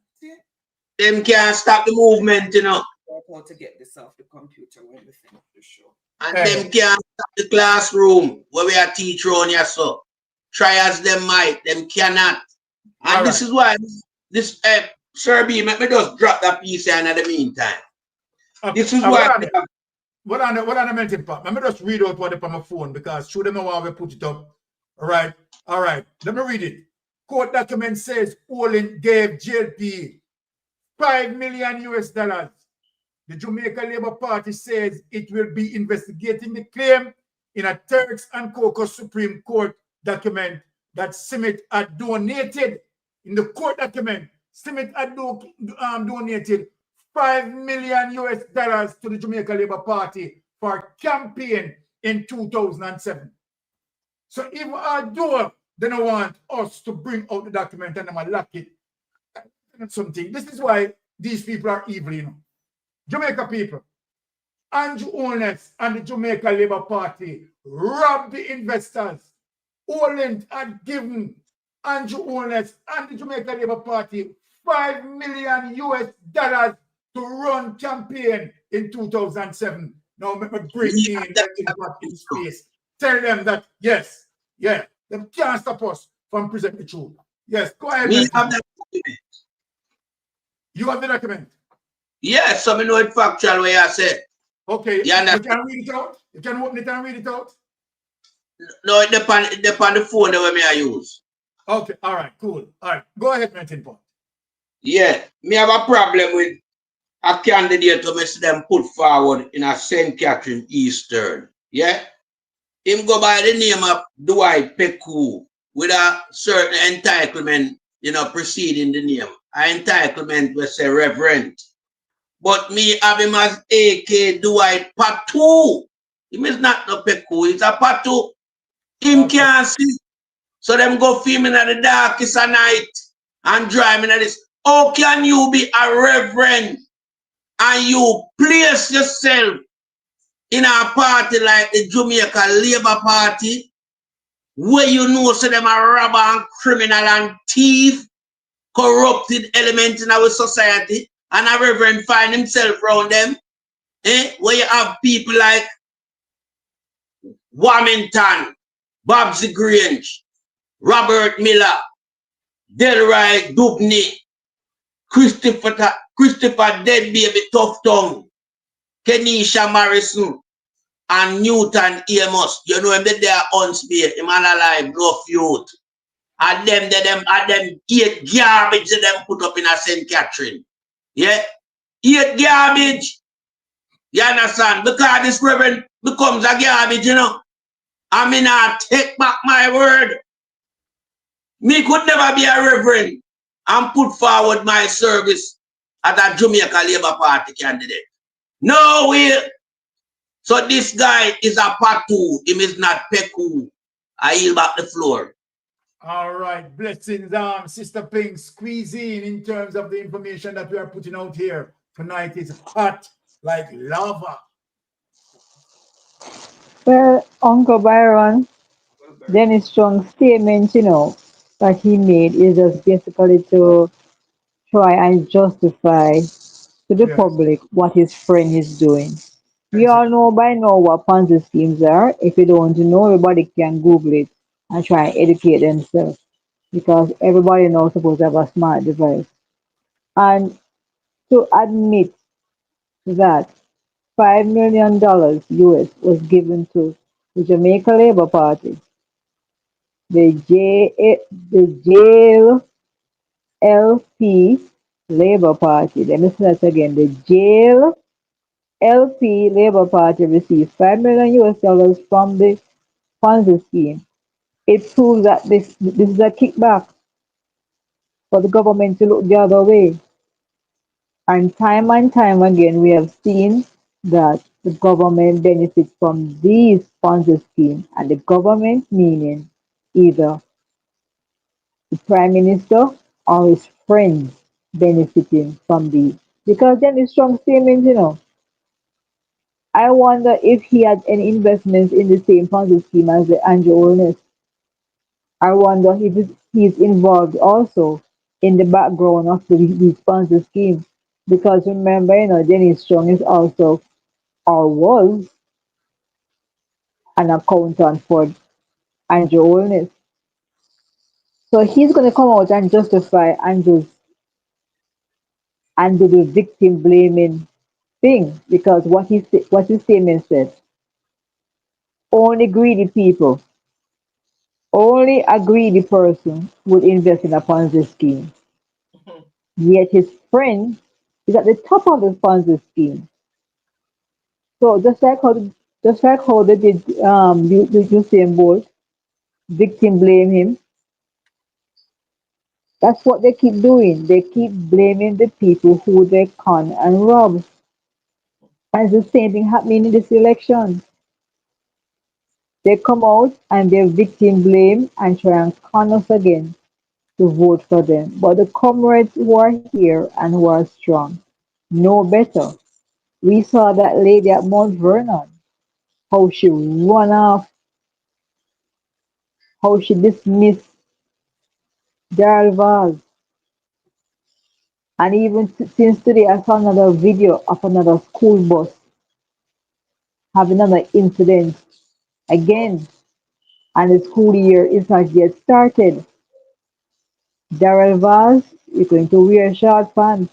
One by one, you're going to jail. One by one, you're going to be the front of the line. Those school buses, I asked this question many times before, and I'll say it again. Those school buses will become prison buses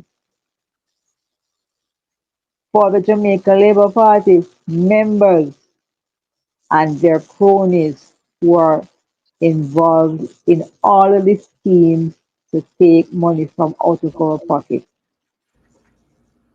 So thank you for buying these prison buses because that is exactly what is going to happen to them in the near future. And I yield the floor. All right, Ratigan, I want to come in this space, but before I come in this space, I want to put up the phone and I want you to read the information from the Gleaner because we are going around them, you know, right? See if we can read it, Rati. Yeah, have you seen it, Rati? No, you have it at an angle. Turn it square to the camera. No. Don't. Move your thumb. Move your thumb forward. Yeah, right. I'm say court document. You're gone side. You're gone. Bring it to your right. Yeah. Says client Olent gave JLP 5 million. Yeah. All right. Read the other part. A fine print that man. Okay, I remember reading it out. Since we want to bring it into the space, Brother Arati, remember just read it out. Right? We just want to show that we have the evidence. Court document says Olent gave JLP US $5 million. The Jamaica Labour Party, JLP, has admitted that Olent's David Smith was one of its contributors for the 2007 election campaign. On a year, people have the evidence. But the JLP says it will be investigating the claim in a Turks and Caicos Supreme Court document that Smith said he had donated $5 million to the Jamaica Labour Party to fund their 2007 campaign after they robbed investors. Bruce Golding was the Prime Minister. Andrew Holness in a Bruce Golding cabinet. Andrew Holness was in the Ponzi scheme itself. And other Jamaica Labour Party member. Go ahead and close out the show for us. Yeah, thankful. I'm very thankful for the Prime Minister in a fit of madness that he sued the Integrity Commission, because had it not been, we would have never seen Craig Beresford's report. Would have never seen that the Prime Minister was involved in these Ponzi schemes. So we're very thankful for the affidavit presented by Mr. Craig Beresford. Now, one of the things about a Ponzi scheme is that there's a court-appointed, I forgot the term that they use, but there's somebody who's responsible for gathering all the assets to pay back all the investors. One of the things they have to do is to claw back. So if you put in $10 and you got 15, they're going to claw back 5 so that they can spread it out so that the people who lost their investment, that they make their money. No, this $5 million that they gave to the JLP, do we know if this money was ever returned? because it's supposed to go back in the pot. Hmm. We don't know. And the Prime Minister said that he lost money on the debate stage. He said he lost money when he was accused by the opposition leader of being involved in Ponzi schemes. He said, I lost money. Lie. But the thing is, when you say you lost money, the question should have been, did you lose your initial investment, or did you lose the interest that you gained on your investment? So for example, if you put $10 in and you make $100 on your $10, it's 110. And if you took out like 50, so you have 60 left, and then they shut down, and you say, I lost money. You didn't. You didn't. So what he's entitled to is the $10. So he has to give back the 50 that he collected, and the 50 that he lost, But he has to give back the 50. That's called clawing back. So you bring it back into the pot, and then you say, okay, how many people invested, how many people lost? Let's do a proportionate share and try and give people back their money. And generally speaking, you're going to get cents on the dollar. So when I hear my favorite minister, Kamina Johnson-Smith, say that our Prime Minister is a role model for boys and young men, I shiver. Crazy. Because I said, this lady has lost it. She's in the same league with the Prime Minister now. Because our Prime Minister has demonstrated time and time again over decades, and we're now finding out about these acts, that he's ineligible to be a role model for any boy or young man, including his own children. Including his own children. He's not worthy, he's not deserving of the title mentor. He's not. And so I look forward to the day, and I'll make the statement now that win, lose, or draw, I have my eyes set in a laser fashion on the Prime Minister, because I believe that he has committed crimes that he should face consequences for.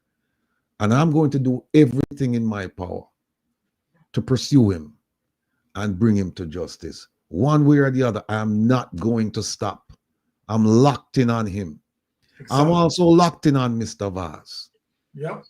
And anybody else that I find in that web, I'm going after them.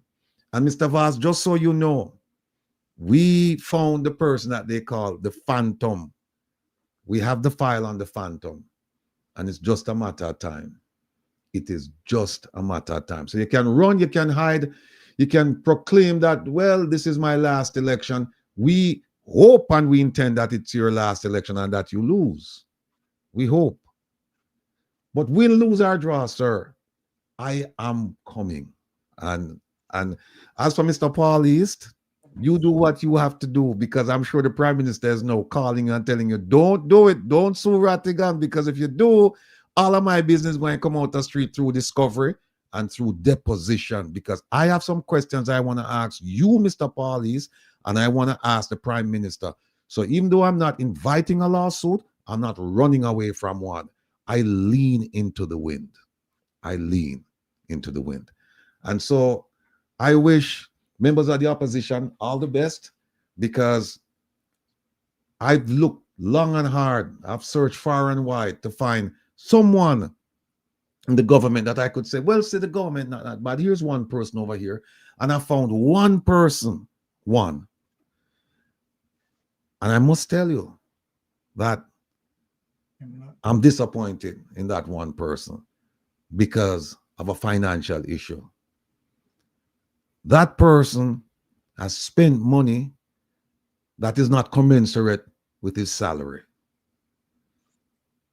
And that person is also in my line of fire. That person, I just figuratively, because some people might say me I plan to go shoot people. I'm not. Figuratively, person is in my line of fire. So I can't think of anybody who's out there that I could say, well, you know, this person did a commendable job, and I can't. So people, exercise the right that our ancestors fought and died for. Do not stay away. Do not sit on the fence. This is no time for that. This is critical mass. We're at a crossroads, and the choice is abundantly clear. You cannot afford to stay home, and you cannot afford to make a mistake. This is not the time for it. Because if you really want to fight against corruption, you have to vote against corruption. You can't vote for corruption. And corruption it's blindingly apparent that we're surrounded by corruption. Every which way you look, and the corruption is just unlike anything we've ever seen. People are stealing in broad daylight. They're doing things that heretofore was never done. Who would have thought that on the eve of an election, a minister would claim that he's making an emergency purchase of decommissioned buses for the children of Jamaica? Who would have thought that? Who would have thought that he was allocated 1.4 billion, which turns out to be, when you divide the 1.4 by the 110 buses, almost $80,000 per bus. When I have a bus for $1, how you explain that? And I just got 2 more buses today. So people, we cannot afford this to go on. And again, people, I'm telling you, just remember rooms on the beach when they sold a property worth 13 million for 7 million. And they're so stupid that they allowed the Mexicans to use a rescission clause when actually it was a breach of contract, and we should have been compensated for the time spent working on that deal. And it ended as if it didn't start. A rescission means the parties are back to where they are before they even started considering the sale. And we lost, even though we didn't, the property, the Mexicans didn't go through with the property. In 2022, they said, we want back our money. And I'm curious because I'm hearing that Mr. Vaz traveled to places, picked up money, and I'm looking right now at the money that was allocated or reimbursed to the Mexicans to see if that money could have included monies that wasn't provided on the table. So just a few hours left before they open the doors and say, do your thing. And I'll be anxiously awaiting to see how Jamaicans are going to do their thing. And I think I'm going to be happy tomorrow night. Well, actually, tonight. I know I'm going to be happy. Yeah. All right. I will be happy. Yeah, thank you, Ratty. I want to clarify something earlier, what I said, and let me put it up. Right. And I want to thank Colleen Barnes for that clarity, right? Because earlier I had misspoken, right, on clarification C, where I said, however, political analysis and businessman Kevin O'Brien Chang. So that is not the person at the FID. It is Chung, right? That is at the FID. So once again, Colin Barnes, yes, my apology, and thank you, right, for the correction. Really appreciate that. Because, you know, we are in the effort of giving the right information. So if we err, right, I made any mistake, I want it to be pointed out so that we can correct that information, right, and don't let it just hang in the air. So big up yourself, Colleen Barnes. Love you for that.